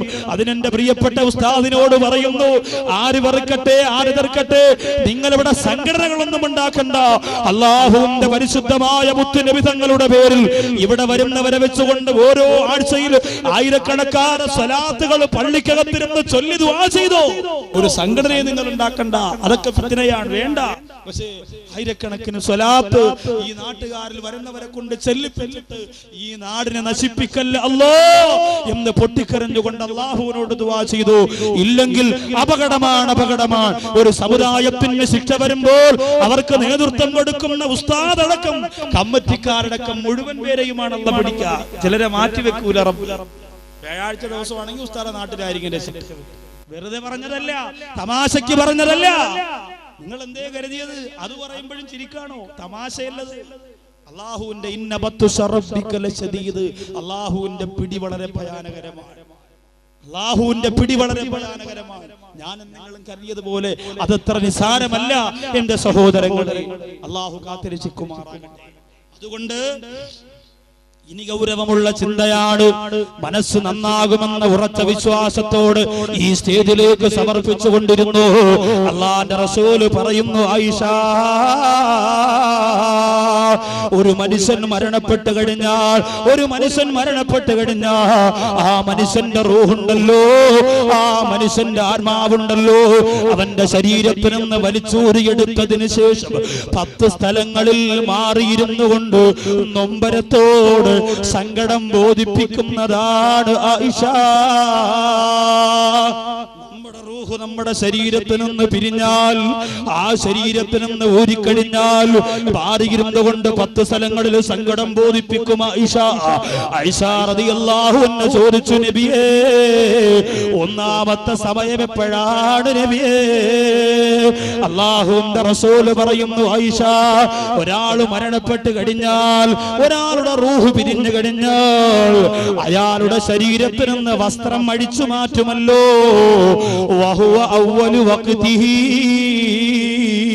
റൂഹിന്റെ കണ്ണീരിന്റെ ഒന്നാമത്തെ സമയം അവിടെയാണ്. ഞാനിപ്പോ ഈ നിൽപ്പിൽ നിന്നുകൊണ്ട് മരിച്ചാൽ, ഉസ്താദ് ഇവിടെ ഇരുന്നു കൊണ്ട് മരിച്ചാൽ, ചിലര് പറയും, ഉസ്താദേ, അങ്ങനെ നിങ്ങളുടെ നാവെടുത്ത് നിങ്ങൾ അങ്ങനെ പറയല്ലേ, മരിച്ചു പോകുന്നെങ്കിൽ എന്ത് ചെയ്യും? ഒന്നും ചെയ്യാനില്ല, മരിച്ചു പോയാൽ അങ്ങ് പോകും എന്റെ പ്രിയപ്പെട്ടവര്. അതല്ലാതെ നഷ്ടം സഹിച്ചല്ലേ പറ്റുള്ളൂ. എന്റെ നഷ്ടം നിങ്ങൾ സഹിക്കുന്നതിനേക്കാൾ എന്റെ ഭാര്യ സഹിക്കണ്ടേ, എന്റെ മക്കൾ സഹിക്കണ്ടേ, എന്റെ ഉമ്മയും ഉപ്പയും സഹിക്കണ്ടേ. ഒരു വെള്ളിയാഴ്ച കാത്തിരിക്കുന്ന അട്ടക്കുളങ്ങര പള്ളിയിൽ എന്റെ പ്രിയപ്പെട്ട സച്ചരിതരായ വിശ്വാസികളായ സഹോദരങ്ങൾ സഹിക്കണ്ടേ പ്രിയപ്പെട്ടവര്? ലോകത്ത് ഇതിനേക്കാ വലിയ മരണം നമ്മൾ സഹിച്ചിട്ടില്ലോ. എല്ലാവരും ഹദീസിന്റെ രാജകുമാരൻ കമാലുദ്ദീൻ അസ്റഫ് മരിച്ചിട്ട് സഹിച്ചില്ലോ. തൊളിക്കോട് കരീം ഉസ്താദ് മരിച്ചിട്ട് സഹിച്ചില്ലോ. ഇൽമു കൊണ്ട് മനം നിറഞ്ഞ് ലോകത്ത് നേർവഴിയിലേക്ക് നയിക്കാൻ വേണ്ടി പൊട്ടിക്കരന്ന ബഹുമാനപ്പെട്ട തഴവ ഉസ്താദ് മരിച്ചിട്ട് സഹിച്ചില്ലേ. ലോകത്ത് എത്രയോ ഹാഫിളീങ്ങള്, എത്രയോ സ്വാലിഹീങ്ങള്, എത്രയോ ആലിമീങ്ങള്, എത്രയോ ഔലിയാക്കന്മാര് നമ്മുടെ മുമ്പിൽ നിന്ന് വിട പറഞ്ഞു പോയിട്ട് നമ്മൾ സഹിച്ചില്ലേ. അതുകൊണ്ട് പേടിക്കണ്ട.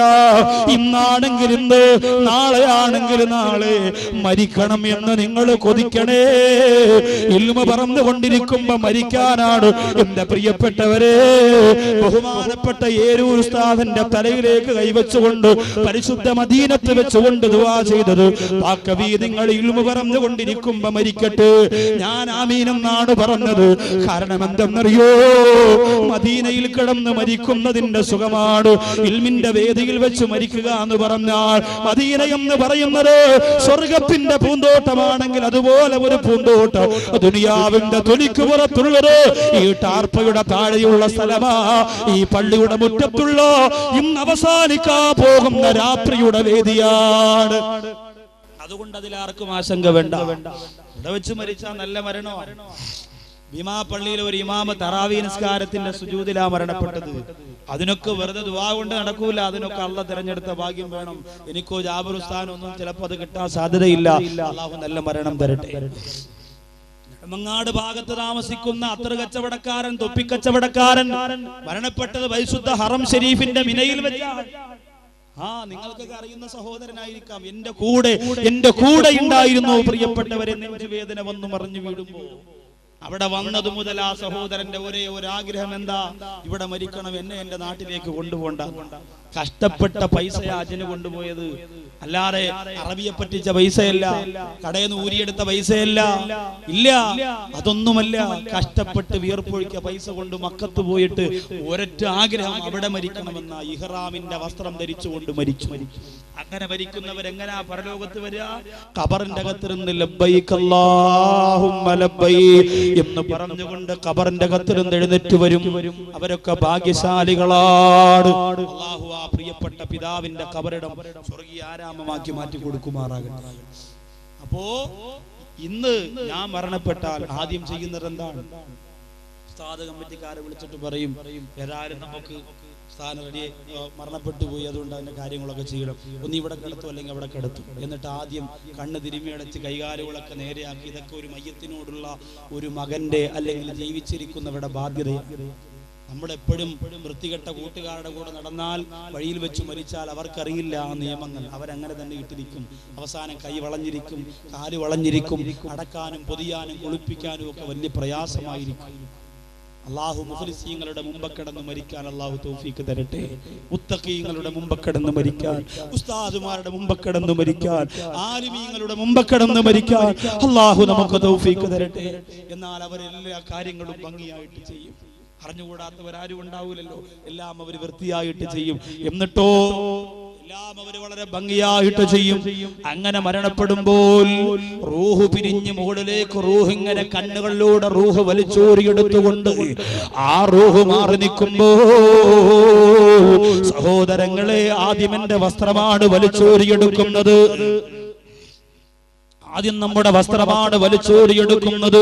നമ്മുടെ വസ്ത്രത്തിൽ ഞാൻ ധരിച്ചിരിക്കുന്ന നൗഷാദ് ബാഖവി എന്ന് ധരിച്ചുകൊണ്ട് വന്ന ഈ നീല നിറത്തിലുള്ള ജുബ്ബയുണ്ടല്ലോ, ഉസ്താദ് അതിന്റെ ബട്ടൺസ് അങ്ങോട്ടടിക്കുമ്പോ എന്റെ തൊപ്പി അങ്ങോട്ട് വലിച്ചോരുമ്പോ ഇന്ന് വരെ ഞാൻ വസ്ത്രം ധരിച്ചിരുന്നത് എന്റെ സ്വകാര്യതയാണ്.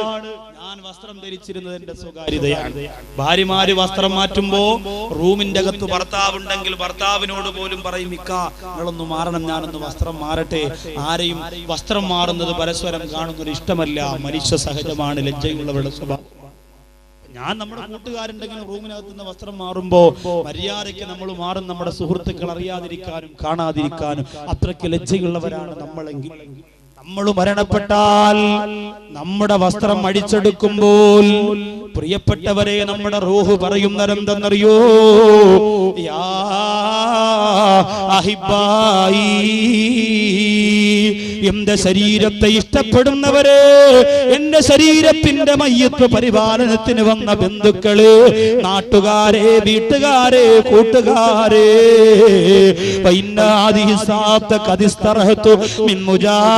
മലക്കിൽ മൗതി, അസ്റായീൽ റൂഹ് പിടിച്ചതിന്റെ വേദന, അസ്റായീൽ റൂഹ് പിടിച്ചതിന്റെ നൊമ്പരം ഇപ്പൊ തീർന്നതേ ഉള്ളൂ.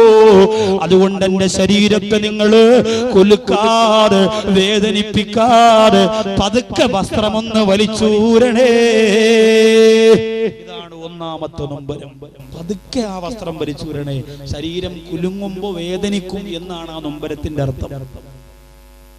ഓർത്തു നോക്കിയേ, എത്രയോ പേര് അപകടത്തിലും ദുരന്തത്തിലും മരണപ്പെട്ടാൽ അവരെ പിന്നെ ആരാണ് അവരുടെ വസ്ത്രം അടിച്ചു മാറ്റുന്നത്? ആരാണ് പ്രിയപ്പെട്ടവരെ?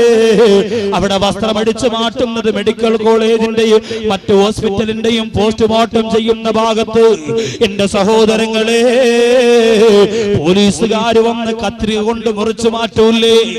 നമ്മുടെ വസ്ത്രം അവിടെ അഴിച്ചു മാറ്റുന്നത് നമുക്ക് മാറ്റാൻ അർഹതയില്ല.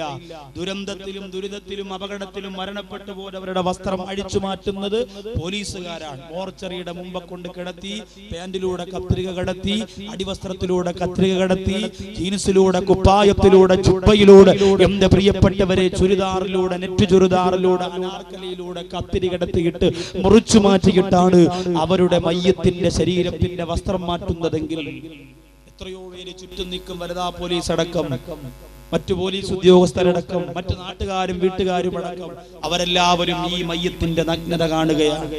6 or 7 മയ്യത്തിനെ ഞാനും ഇതുപോലെ മെഡിക്കൽ കോളേജിൽ വെട്ടി കണ്ടിട്ടുണ്ട്. നമ്മുടെ ബന്ധത്തിലും കുടുംബത്തിലും കൂട്ടിലും പെട്ട എത്രയോ.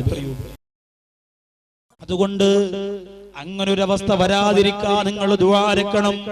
തിരുവനന്തപുരം ജില്ലയുടെ ഒരു ഭാഗത്ത് വാതിന് പോയപ്പോൾ അന്ന് അവിടെ ദുരൂഹ സാഹചര്യത്തിൽ ഒരു ചെറുപ്പക്കാരൻ മരണപ്പെട്ടു. അവൻ ഇഷ്ടപ്പെട്ടിരുന്ന പെൺകുട്ടി, അവനെ സ്നേഹിച്ചിരുന്ന പെൺകുട്ടി മറ്റൊരു കല്യാണത്തിന് സമ്മതിച്ചു എന്ന വാർത്ത എറിഞ്ഞപ്പോ ജീവനക്കാരാ പെൺകുട്ടിയെ ഇഷ്ടപ്പെട്ടിരുന്ന സഹോദരൻ ആത്മഹത്യ ചെയ്തു പോയി. പ്രിയപ്പെട്ടവരെ, അതൊരു മുസ്ലിമാണെന്നറിഞ്ഞപ്പോ ഞെട്ടിപ്പോയി. അല്ലാഹുവിന്റെ ദീനിന് വേണ്ടി ജീവൻ കൊടുക്കുന്ന ചെറുപ്പക്കാർ റമളാൻ മാസത്തിൽ തറാവീഹിന് ദീനിന് വേണ്ടി, ഖുർആനിന് വേണ്ടി, സലാത്തിന് വേണ്ടി, ഇബാദത്തിന് വേണ്ടി, നോമ്പിന് വേണ്ടി ആരോഗ്യം ചെലവഴിക്കേണ്ടുന്ന ചെറുപ്പക്കാർ കേവലം ഒരു പെണ്ണിന്റെ പുഞ്ചിരിക്ക് മുന്നിൽ അല്ലാഹു കൊടുത്ത ശരീരത്തെ നശിപ്പിച്ചെന്നറിഞ്ഞപ്പോ വല്ലാതെ സങ്കടം തോന്നിപ്പോയി. എന്റെ ശബ്ദം ശ്രവിക്കാ ദൂര സ്ഥലങ്ങളിൽ നിന്ന് വന്ന കൂട്ടുകാര്, കാരണം ഇവിടെയുള്ള ചെറുപ്പക്കാര് കുറവാണെന്ന് എനിക്കറിയാം. അതുകൊണ്ട് ഈ സരസിലേക്ക് വന്നവരെ, പെണ്ണിന്റെ കൂടെ പിശാചുണ്ടെന്ന് മറക്കല്ലേ. അത് നിന്റെ ഭാര്യയാണെങ്കിലും ഉമ്മയാണെങ്കിലും പെങ്ങളാണെങ്കിലും എപ്പോഴും കൂടെ കാണും, നശിപ്പിക്കാ. അതുകൊണ്ട് സഹോദരങ്ങളെ, ഒരു പെണ്ണ് വെറുത്തതിന്റെ പേരിൽ ആത്മഹത്യയുടെ പടുകുഴിയിലേക്ക് ചെന്ന് വീണുപോരാ ചെറുപ്പക്കാരന്റെ നൊമ്പരം ഞാൻ നിങ്ങളോട് പറഞ്ഞത്. എത്രയോ നരകമുറപ്പായ മരണമാണത്. അല്ലാഹു കാത്തുരക്ഷിക്കട്ടെ. കരുത്തുറ്റ യുവത്വം കൊണ്ട് പടച്ചുറപ്പിന്റെ ദീനിന് വേണ്ടി ചെയ്യാൻ പറ്റുന്നതിന്റെ പരമാവധി ചെയ്ത് മരിക്കുന്നതിന് പകരം ഒരു സെക്കൻഡ് കൊണ്ട് എല്ലാം അവസാനിപ്പിക്കുന്ന അവസ്ഥ വരല്ലേ. ഒന്നാമത്തെ നൊമ്പരം, നമ്മുടെ റൂഹ് വലിച്ചൂരിയെടുത്ത് ശരീരത്തിന്റെ വസ്ത്രം അഴിച്ചെടുക്കുന്ന സമയമാണ് ഒന്നാമത്തെ നൊമ്പരം. രണ്ടാമത്തതോ അല്ലാഹുവിന്റെ റസൂൽ പറയുന്നു, ആയിഷ, രണ്ടാമത് നമ്മുടെ റൂഹ് നൊമ്പരപ്പെടുന്നത് എപ്പോഴെന്നറിയുമോ ആയിഷ? ഒരാൾ മരണപ്പെട്ട് കഴിഞ്ഞാൽ അയാളുടെ വസ്ത്രം മാറ്റിക്കഴിഞ്ഞാൽ വെള്ളത്തുണി കൊണ്ട് പൊതിയുകയാണ് ആയിഷ. അയാളെ എന്നിട്ട് കുളിപ്പിക്കാൻ വേണ്ടി കൊണ്ടുപോകുമല്ലോ. എല്ലാവരും വന്ന് ചോദിക്കും, വെള്ളം റെഡിയായോ, സ്ഥലം ശരിയായോ, കുളിപ്പിക്കാനുള്ള ആള് വന്നോ എന്ന് ചോദിച്ച് മയ്യത്ത് കൊണ്ട് കുളിപ്പിക്കാൻ വെക്കുമ്പോ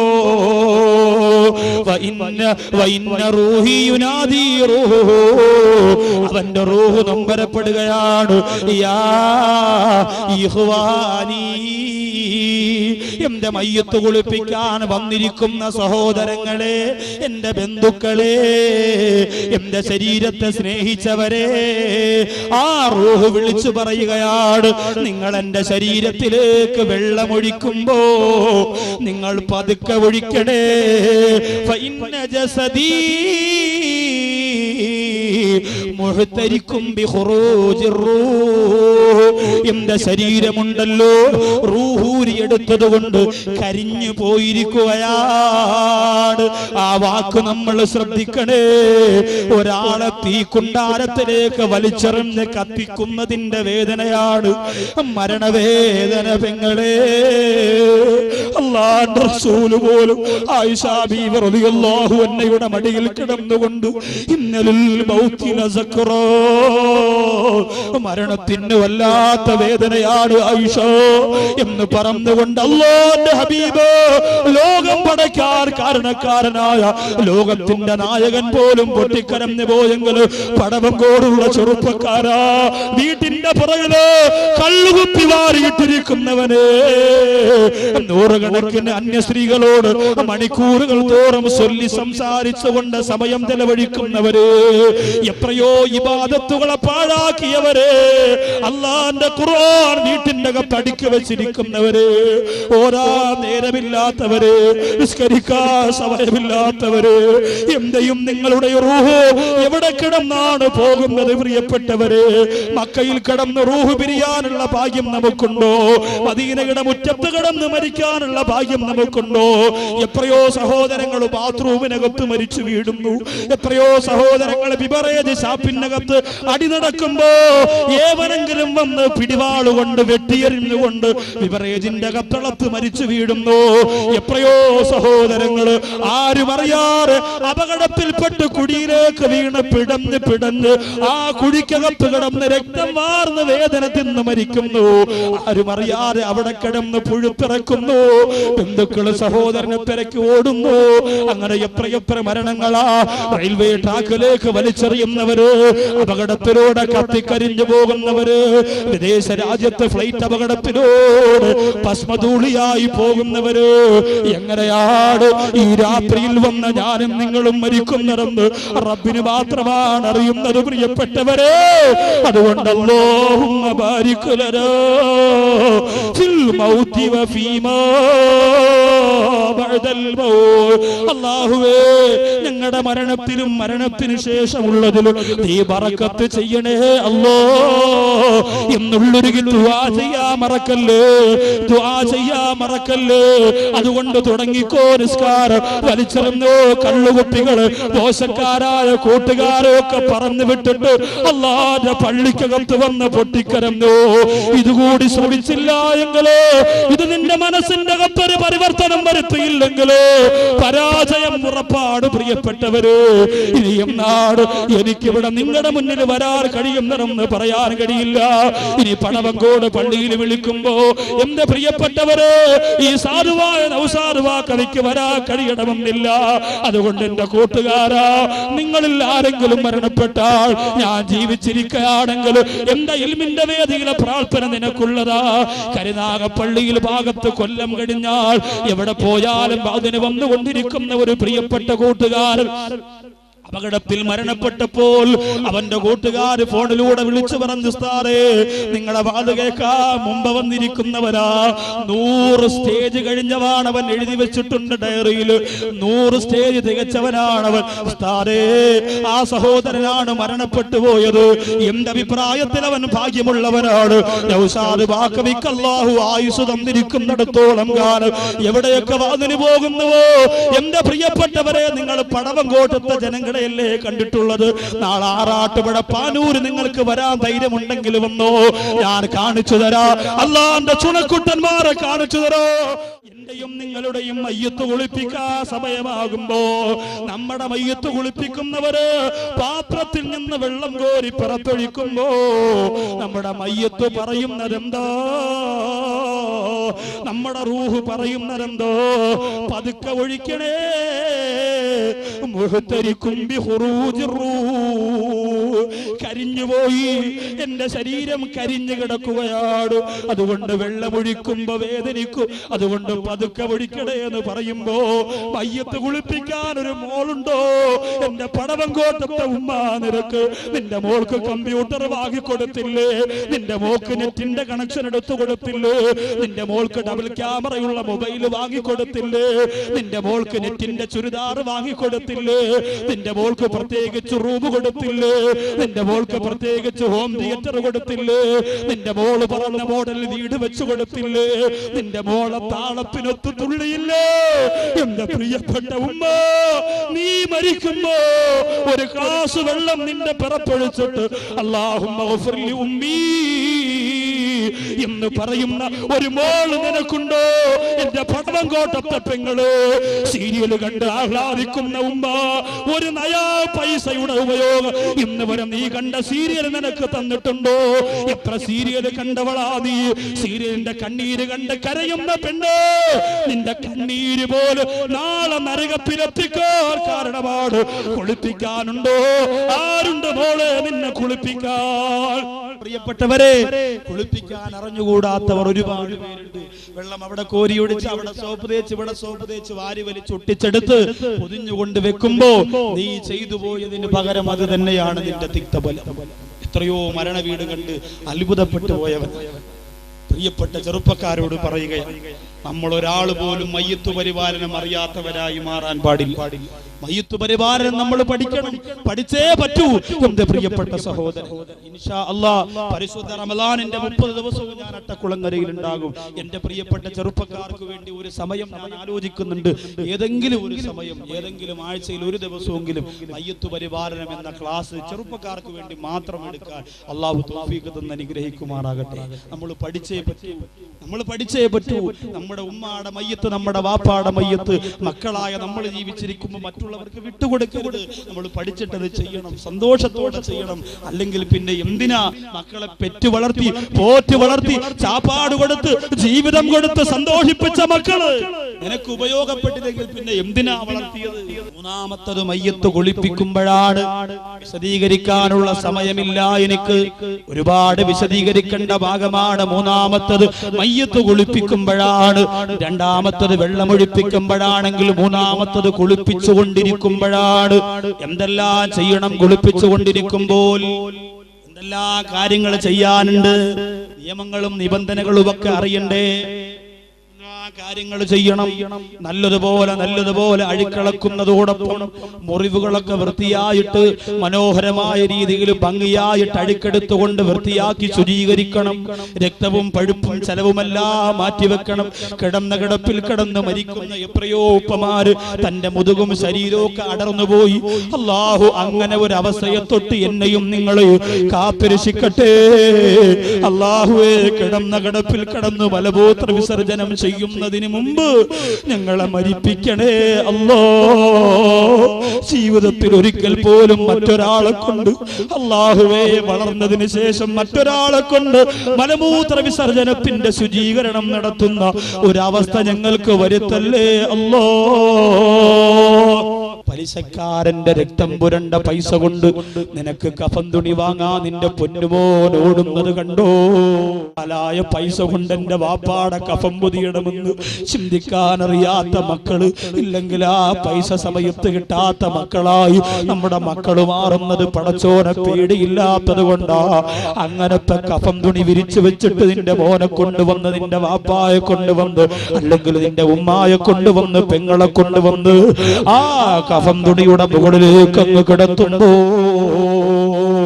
പെട്ടെന്ന് തന്നെ പൊതിയാ തുടങ്ങുകയാ. പിന്നെ സമയമില്ലല്ലോ. കണ്ടവരൊക്കെ പെട്ടെന്ന് ഇനി കാണാനുള്ളവര് പെട്ടെന്ന് കണ്ടോ എന്നൊക്കെ പറഞ്ഞിട്ട് കാലിന്റെ ഭാഗത്തങ്ങ് കെട്ടുകയാണ്. തലയുടെ ഭാഗം കെട്ടാൻ പോകുമ്പോ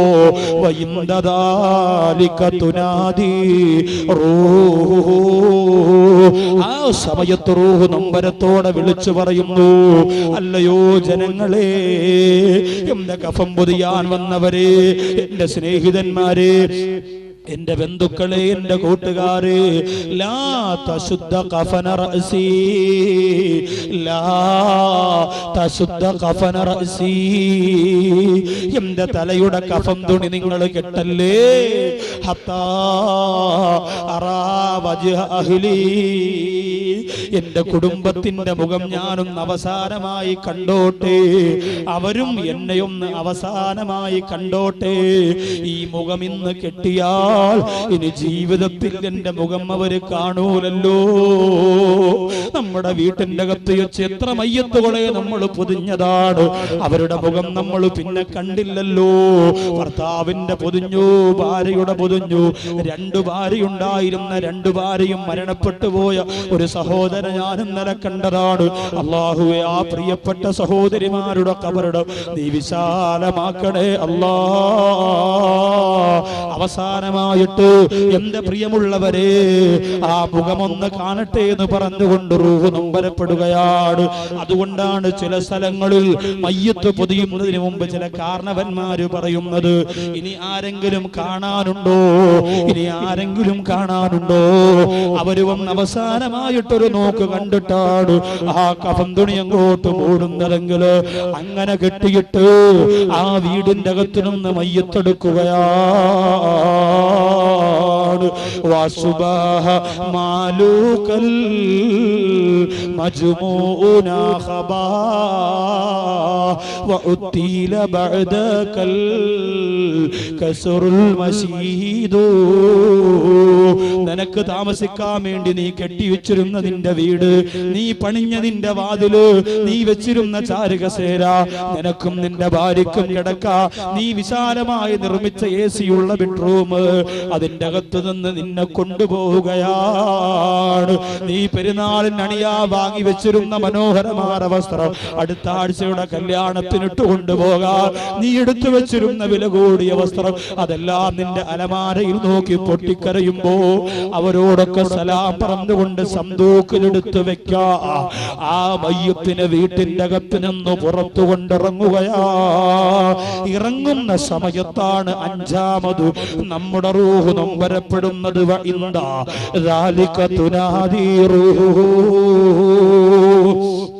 ആ സമയത്ത് നമ്മുടെ റൂഹ് നൊമ്പരപ്പെട്ടുകൊണ്ട് പറയുന്നതെന്തെന്നറിയോ?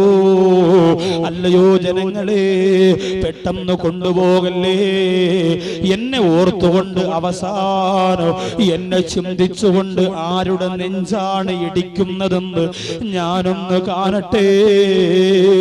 ഞാൻ കൊടുത്ത വീടിനകത്ത് എന്നെ ഓർത്ത് അവസാനമായി മനസ്സു നോവുന്നവരാരാ എന്ന് പറഞ്ഞുകൊണ്ട് വീടിന്റെ വാതിലിലേക്ക് എവിടെ പോയാലും ആ വാതിലിൽ അവന്റെ ഭാര്യ വന്ന് നിൽക്കുമല്ലോ. ഞാൻ പടവങ്കോട് വാതിന് വരുമ്പോ, വീടിന്റെ ഫ്രണ്ടിലേക്ക് വാഹനം വരുമ്പോ, ആ വാഹനത്തിലേക്ക് കയറാനായി വരുമ്പോ എന്റെ മക്കളും എന്റെ പ്രിയപ്പെട്ട ഭാര്യ വീടിന്റെ വാതിലിന്റെ അടുത്ത് വന്നുകൊണ്ട് സലാം പറയുമ്പോ, ഞാൻ വാഹനത്തിലേക്ക് കയറുന്നത് വരെ നോക്കി നിൽക്കുമ്പോ നമ്മോട് ഏറ്റവും ഇഷ്ടമുള്ളവരാണ് വാതിലിന്റെ അടുത്ത് വരെ വന്നിട്ട് നമ്മളെ യാത്രയാക്കുന്നവര്. അങ്ങനെ ഇഷ്ടമുള്ളവരാരാ എന്നറിയാ? വീടിന്റെ വാതിലിലേക്ക് ആ മയ്യത്തൊന്നു നോക്കുന്നതാണ്. എന്നിട്ടോ ആറാമത് നൊമ്പരപ്പെടുന്നത് എപ്പോഴെന്നറിയുമോ? ഒന്നും ഞാൻ വിശദീകരിക്കുന്നില്ല. എന്റെ സഹോദരങ്ങളെ, എല്ലാ ദിവസവും പ്രഭാഷണമുള്ളത് കൊണ്ട് 3-4 മണിക്കൂർ പണ്ടത്തെ പോലെ പ്രഭാഷണം നടത്താനുള്ള ആഫിയത്ത് ഈ പാവപ്പെട്ടവനില്ല. അതുകൊണ്ട് തമാശയൊക്കെ ചുരുക്കിയിട്ട് കാതലായ ഭാഗം മാത്രം പറയാ. രക്ഷപ്പെടാ മനസ്സുള്ളവര് രക്ഷപ്പെട്ടോ. എപ്പോഴാണ് മരിക്കുന്നതെന്ന് പറയാൻ പറ്റൂല. എന്നായാലും ഒരു ദിവസം പോയല്ലേ പറ്റൂ. പിന്നെ ഒന്ന് ഒരുങ്ങിക്കൂടെ, പിന്നെ ഒന്ന് മനസ്സ് വെച്ചൂടെ, പിന്നെ ഒന്ന് തയ്യാറെടുത്തൂടെ. ആറാമതാ മയ്യത്ത് നൊമ്പരപ്പെടുന്നത് ഇന്ന് വരെ നീ നിരുത്സാഹപ്പെടുത്തി കണ്ടുകൊണ്ടിരുന്ന പള്ളിയുടെ പുറകുഭാഗത്ത് വലകെട്ടിയിട്ടിരുന്ന പൊടിയും പടലവുമായി മൂടിയിട്ടിരുന്ന സന്തൂക്കില്ലേ, തുടച്ചുകൊണ്ട് വീടിന്റെ മുമ്പ് കൊണ്ടുവച്ചപ്പോ ആ സന്തൂക്കിനകത്തേക്ക് നിന്റെ മയ്യത്തിനെ എടുത്തു വെക്കുമ്പോൾ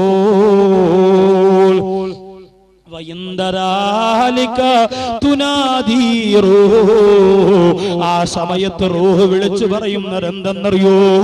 എന്റെ ബന്ധുക്കളെ, എന്റെ സ്നേഹിതന്മാരെ, തറക്തു ഇംറഅതി അർമില, എന്റെ ഭാര്യ ഈ വീട്ടിനകത്തുണ്ട് ബന്ധുക്കളെ, അവളെ ഞാൻ വിധവയാക്കിയിട്ട് പോവുകയാണ്. ഇന്നലെ വരെ അവൾക്ക് ഞാനുണ്ടായിരുന്നു, ഇന്നലെ വരെ അവളുടെ കൂടെ ഞാനുണ്ടായിരുന്നു, ഇന്നവൾ ഒറ്റയ്ക്കാട്. വാലൈക്കും അല്ലാ തുദൂഹാ, നിങ്ങൾ അവളെ ഉപദ്രവിക്കല്ലേ, നിങ്ങൾ അവള് കാരണമായിട്ടാണ് ഞാൻ മരിച്ചതെന്ന് പറയല്ലേ. എത്രയോ പേരങ്ങനെ പറയുമല്ലോ. ഭാര്യയും ഭർത്താവും ഹണിമൂൺ ആഘോഷിക്കാൻ പോയപ്പോ, ഊട്ടിയിൽ പോയപ്പോ, കൊടൈക്കനാൽ പോയപ്പോ അപകടമുണ്ടായിട്ട് ഭാര്യ മാത്രം തിരിച്ചു വന്നു, ഭർത്താവ് മരണപ്പെട്ടു പോയി. അങ്ങനെ മരണപ്പെടുമ്പോ നാട്ടിലുള്ള ബന്ധുക്കൾ പറയുമല്ലോ, അത് പെണ്ണിന്റെ ഭാഗ്യക്കേടാണ്, അത് പെണ്ണിന്റെ എരണക്കേടാണ്, മൂദേവി പിടിച്ചവള്, ശാപം പിടിച്ചവള് വന്നു കേറിയപ്പോ എന്റെ മോൻ മരിച്ചുപോയല്ലോ എന്ന് പറയല്ലേ. തന്റെ ഭർത്താവ് പോയി മനസ്സ് ഉടഞ്ഞിരിക്കുന്ന പെണ്ണിനെ നിങ്ങൾ അങ്ങനെ പറഞ്ഞ് വേദനിപ്പിക്കല്ലേ. അബൂദാബിയിൽ മരണപ്പെട്ടു പോയ സഹോദരൻ നാട്ടിലേക്ക് വരാൻ വേണ്ടി തീരുമാനിച്ചിരുന്നവനാണ്. മലപ്പുറം ജില്ലയുടെ തിരൂരം എന്ന് പറയുന്ന സ്ഥലത്തുള്ള തന്റെ വീട്ടിലേക്ക് നാട്ടിൽ വരുന്നതിന് 10-20 ദിവസം മുമ്പ് കാർഗോയിൽ സാധനം അയച്ചു. കാരണം ഇവിടുന്ന് ഞാൻ ലീവ് കിട്ടി നാട്ടിലെത്തുമ്പോ ആ സാധനങ്ങൾ അവിടെ എത്തണമെന്ന നിയത്തിലാണ് കാര്യങ്ങൾ ചെയ്തത്. അങ്ങനെ ആ സഹോദരൻ വരുന്നതിന് മുമ്പ് അവിടെ വെച്ച് അപകടത്തിലൂടെ മരണപ്പെടുകയാണ്.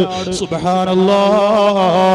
ആ മയ്യത്ത് മലപ്പുറം ജില്ലയുടെ തിരൂര് കൊണ്ടുവന്നിട്ട് ആ സഹോദരന്റെ കബറടക്കം കഴിഞ്ഞു.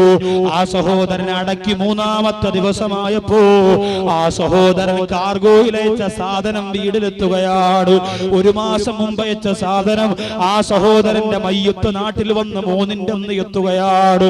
പ്രിയപ്പെട്ട മാതാവ് പോയി ഒപ്പിട്ട് സാധനം വാങ്ങി. എന്നിട്ട് ആ പെട്ടി അങ്ങോട്ട് പൊട്ടിക്കുമ്പോ അതിൽ 1-ാമത്തെ പെട്ടി ഭാര്യയുടെ പേരാണ് എഴുതിയിരിക്കുന്നത്. മരിച്ചുപോയ സഹോദരന്റെ ഭാര്യയുടെ പേരാണ്. ഉടനെ ആ ഉമ്മ ചെയ്ത ക്രൂരത എന്തെന്നറിയോ?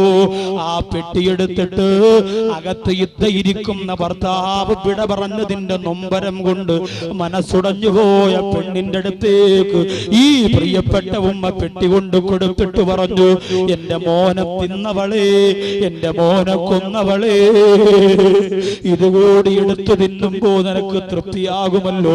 ഇതാ നിനക്ക് വേണ്ടി കഷ്ടപ്പെട്ട് എന്റെ മോനുണ്ടാക്കി വെച്ചതെന്ന് പറഞ്ഞ് ആ പെട്ടിയെടുത്ത് ഭാര്യയുടെ മുഖത്തേക്ക് വലിച്ചെറിഞ്ഞു കൊടുത്തെങ്കിൽ നിങ്ങൾ ദ്വാരക്കണേ, ഞാൻ മരിച്ചാൽ എന്റെ ബന്ധുക്കൾ എന്റെ ഭാര്യയെ കുറ്റപ്പെടുത്തും, അവൾ ശപിച്ചവളെന്ന് പറയും, അവൾ നശിച്ചവളെന്ന് പറയും. അങ്ങനെ ഒരു ദുരന്തം നിങ്ങളുടെ വീട്ടിൽ വരാതിരിക്കാൻ നിങ്ങൾ ദുആ ചെയ്യണേ. വഅലൈക്കും അല്ലാ തുദൂഹാ. വീണ്ടും ആ റൂഹ് പറയുന്നു, വതറക്തു ഔലാദി ഇത്തമാ. എന്റെ മക്കൾ എന്റെ വീട്ടിനകത്തുണ്ട്, ഞാൻ വരാതെ ഉറങ്ങാത്ത മക്കള്, ഞാൻ ചെല്ലാതെ ഭക്ഷണം കഴിക്കാത്ത മക്കള്, വാപ്പ കൊണ്ടുവരുന്ന മുട്ടായി കാത്തിരിക്കുന്ന മക്കള്, ഉപ്പിച്ചാന്ന് പറഞ്ഞ കവളത്ത് ചുംബനം തരാ കാത്തിരിക്കുന്ന മക്കള്, ആ മക്കൾ എന്റെ വീട്ടിന്റെ അകത്തുണ്ട്. മയ്യത്ത് ചുമക്കുന്നവരെ, എന്റെ മക്കൾ എന്റെ വീട്ടിന്റെ അകത്തുണ്ട്. യുത്തമാ, അവരും യതീമീങ്ങളാ, അവരും അനാഥ മക്കളാണ്, അവരും മുതൽ വാപ്പയില്ലാത്തവരാണ്. അതുകൊണ്ട് വഅലൈക്കും അല്ലാ തുദൂഹാ. നിങ്ങളായ യതീമക്കളായ എന്റെ അരുമ മക്കളെ ഉപദ്രവിക്കല്ലേ. ഇനി പെരുന്നാളുണ്ടെന്നവർ കൊടുപ്പ് വാങ്ങിച്ചു കൊടുക്കുന്നതാരാ? ഇനി പെരുന്നാളുണ്ടെന്നവരുടെ വിരൽ തുമ്പ് പിടിച്ചു പള്ളിയിലേക്ക് നിസ്കരിക്കാൻ നടന്നു പോകുന്നതാരാ? ഇനി റമളാൻ മാസം തറാവീഹിന്റെ മക്കളെ കൊണ്ടുപോകുന്നതാരാ? അതുകൊണ്ട് വഅലൈക്കും അല്ലാ തുദൂഹാ. നിങ്ങൾ എന്റെ മക്കളെ യതീമെന്ന് വിളിക്കല്ലേ, നിങ്ങൾ എന്റെ മക്കളെ ഉപദ്രവിക്കല്ലേ, എന്റെ മക്കളെ കഷ്ടപ്പെടുത്തല്ലേ എന്ന് പറയുമെങ്കിൽ ചിന്തിച്ചിട്ടുണ്ടോ? അല്ലാഹു തന്ന സുഖം മാത്രം മതിയല്ലോ. കള്ളും പെണ്ണും കഞ്ചാവും ആഡംബരവുമായി പടവങ്കോട് പള്ളിയുടെ അഹങ്കാരത്തോടെ മുഖം തിരിച്ചു കളയുന്ന ആധുനിക കാലഘട്ടത്തിൽ നരകത്തിന്റെ വക്താക്കളായി ജീവിക്കുന്നവരെ, എത്രയോ കുടുംബത്തിൽ അല്ലാഹു ഇങ്ങനെയുള്ള ദുരന്തങ്ങൾ കൊടുത്തു. ഇനി എന്നാണ് മോനെ നിന്റെ ഹൃദയം തുറക്കുന്നത്? കരിമ്പാറ കല്ലുകളെ പോലെ, പർവ്വത നിരകളെ പോലെ, പരിവർത്തനം വരാത്ത പാറക്കെട്ടുകളെ പോലെ ഉറച്ചുപോലെ മനസ്സും കൊണ്ട് റമളാൻ നിനക്ക് ഉപയോഗമില്ലോ, ശഅബാൻ നിനക്ക് ഉപയോഗമില്ലോ, ഈ രാത്രി നിനക്ക് ഉപയോഗമില്ല. അതുകൊണ്ട് എന്റെ സഹോദരിമാരെ, സീരിയലാണ് വലുതെങ്കിലും പൊയ്ക്കോ, സിനിമയാണ് വലുതെങ്കിലും പൊയ്ക്കോ, റിയാലിറ്റി ഷോയാണ് വലുതെങ്കിലും പൊയ്ക്കോ. അവര് കരഞ്ഞാലും ചിരിച്ചാലും അഭിനയിച്ചാലും അവരതിനുള്ള ശമ്പളം വാങ്ങി സുഖത്തോടെ ജീവിക്കുമ്പോ ആറവും ദുനിയാവും നഷ്ടപ്പെട്ട മൂരാച്ചികളായി മാറിപ്പോകല്ലേ ഉമ്മ. എത്ര കൊല്ലം കൊണ്ട് പറയുന്ന പെങ്ങള്, എത്ര നാളുകൊണ്ട് പറയുന്ന പെങ്ങള്, ഇനിയെങ്കിലും പരിവർത്തനത്തിന്റെ രാത്രിയായി ഇതിനെ സ്വീകരിച്ചുകൊണ്ട് നിന്റെ മനോമുഖരത്തെ നശിപ്പിക്കാൻ വേണ്ടി കാത്തിരിക്കുന്ന പിശാചിനെ പുറം കാലുകൊണ്ട് വലിച്ചെറിഞ്ഞിട്ടോ അല്ലാഹുവിന്റെ പരിശുദ്ധ മുസല്ലകളെടുത്ത് പൊട്ടിക്കരഞ്ഞോ എന്റെ പടവങ്കോട്ടത്തെ പെങ്ങള്. ഏഴാമത് റൂഹ് പറയുന്നതെന്തെന്നറിയോ? ആ സന്തോക്ക് പള്ളിപ്പറമ്പിലേക്ക് കൊണ്ടുപോകുന്ന രംഗത്തെ കുറിച്ച് ചിന്തിച്ചിട്ടുണ്ടോ? നടക്കുന്നവർക്ക് ധൃതിയാണ്, ചുമക്കുന്നവർക്ക് ധൃതിയാണ്, പക്ഷേ ആ സന്തോക്കിൽ കിടക്കുന്നവന്റെ രംഗം നിങ്ങൾ ചിന്തിച്ചിട്ടുണ്ടോ? എത്രയോ കൂട്ടുകാരെ കൊണ്ടുപോയി അടക്കിയില്ലേ, എത്രയോ പിഞ്ചു മക്കൾക്ക് വേണ്ടി കൊച്ചു കബർ വെട്ടിയില്ലേ. അല്ലാഹു ദുരിതങ്ങളെ തൊട്ട് സാക്ഷിയാകുന്നതിനെ തൊട്ട് റഹ്മാനായ റബ്ബ് കാത്തിരക്ഷിക്കട്ടെ. വാഹനം വെട്ടിപ്പൊളിച്ചിട്ട് കൈകാല് വലിച്ചൂരിയെടുക്കുന്നില്ലേ? വാഹനങ്ങൾ വെട്ടിപ്പൊളിച്ചിട്ട് അതിന്റെ അകത്ത് തലയറ്റ് കിടക്കുന്നവര്, കാലറ്റ് കിടക്കുന്നവര്, നെഞ്ചിലേക്ക് വാഹനത്തിന്റെ ഇരുമ്പ് കമ്പി തുളച്ചു കയറിയവര്, അല്ലാഹുവേ എത്ര ദുരന്തമാണ്.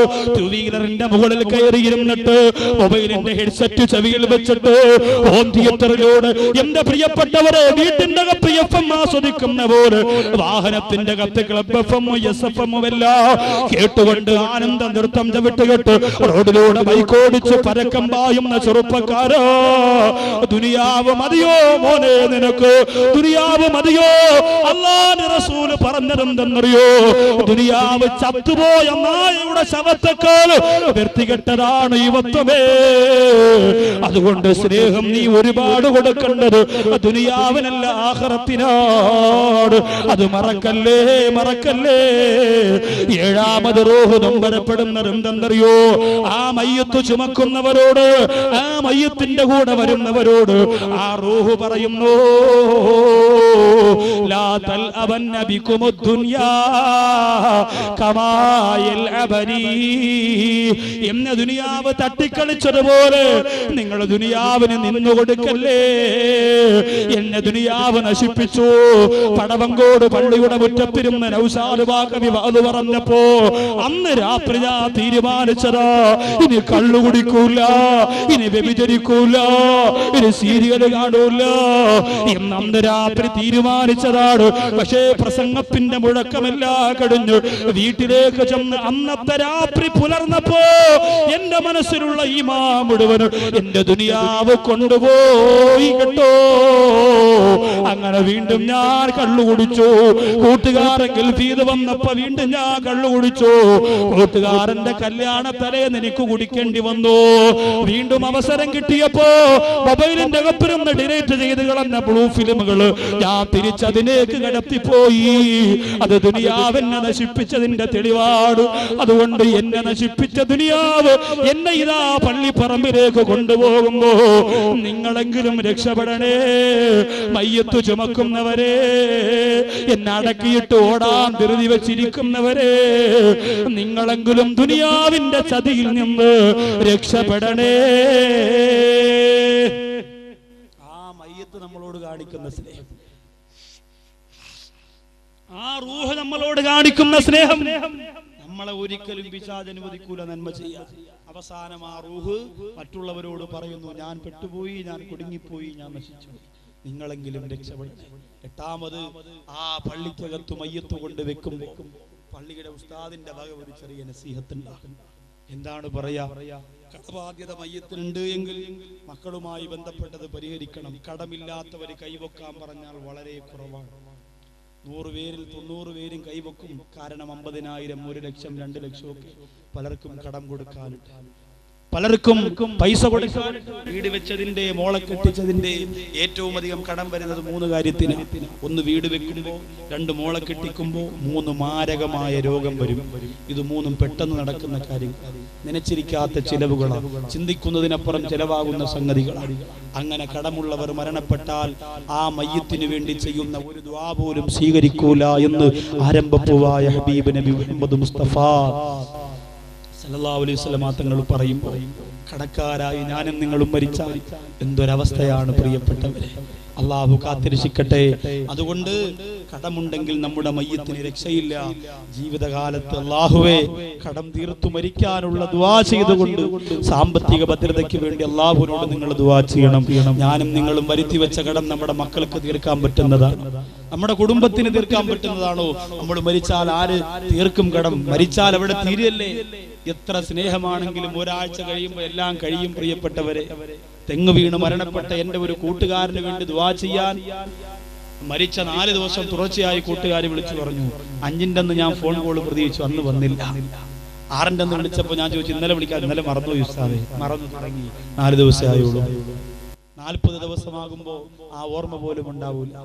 40 വർഷം, 40 മാസമായാലോ ആര് മരിച്ചു, എന്ന് മരിച്ചു എന്ന് ചോദിക്കും. അത്രേ ഉള്ളൂ ബന്ധം. നിങ്ങളെ തോളത്ത് കൈയിട്ട് കൊണ്ട് നടക്കുന്നവരും, നിങ്ങളെ നശിപ്പിക്കാനിരിക്കുന്നവരും, നിങ്ങളുടെ കൂടെ സിനിമയ്ക്ക് വന്നവരും, ഏറ്റവും വലിയ സ്നേഹബന്ധങ്ങൾ ഉള്ളവർക്ക് പോലും അവിടെ അവസാനമാണ്. അതൊക്കെ കഴിയുകയാണ്. പിന്നെ മരിച്ചവരെ കുറിച്ച് ചിന്തിച്ചിട്ട് എന്ത് കാര്യം എന്ന് പറഞ്ഞ് എല്ലാവരും അവൻ പോയത് പോയടാ എന്ന് പറഞ്ഞ് എല്ലാവരും പൊടിയും തട്ടി പോകുമ്പോ നീ ഒറ്റപ്പെട്ടു പോകും പ്രിയപ്പെട്ടവരെ. അതെല്ലാം കഴിഞ്ഞ് മയ്യത്ത് നിസ്കാരം കഴിയുമ്പോൾ കുറച്ചുപേര് നിസ്കാരം കഴിഞ്ഞ ഉടനെ ഇറങ്ങിപ്പോകുമല്ലോ.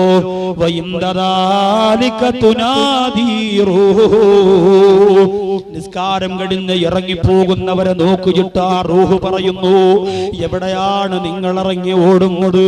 ഒന്ന് സമാധാനത്തോടെ ഇരിക്കണേ, എനിക്ക് കിടക്കാനുള്ള വീടൊന്ന് കണ്ടിട്ട് പോണേ.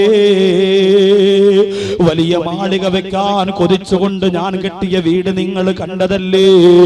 എന്നിട്ട് ഇന്നു മുതൽ എനിക്ക് കിടക്കാനുള്ള വീട് നിങ്ങളൊന്ന് കണ്ടിട്ട് പോണേ. അവസാനം എന്റെ പ്രിയപ്പെട്ടവരെ, ആ മയ്യത്തിനെ കൊണ്ടുവന്ന് ഖബറിന്റെ അകത്തേക്ക് ഇറക്കി വെക്കുമ്പോ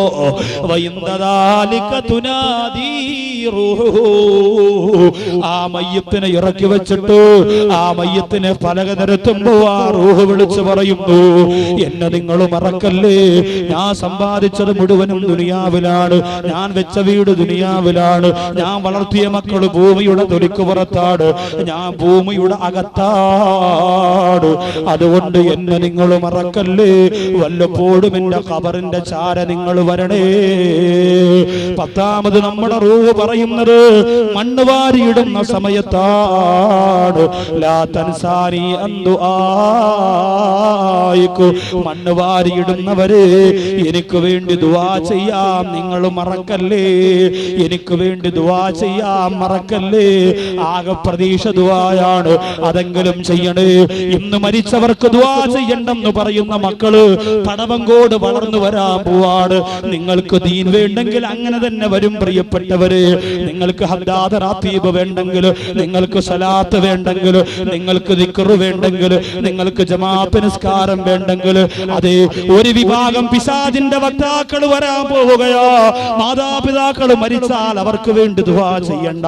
അങ്ങനെയുള്ള മക്കൾ പടവങ്കോട് ലൈസൻസ് ഇല്ലാതെ വളർന്നു വന്നാൽ എത്രയോ മയ്യത്തുകളെ പടവങ്കോട് പള്ളിയുടെ ഖബർസ്ഥാനിൽ മൃഗത്തെ കൊണ്ടുവന്ന് കുഴിച്ചിടുന്ന പോലെ കുഴിച്ചിടും.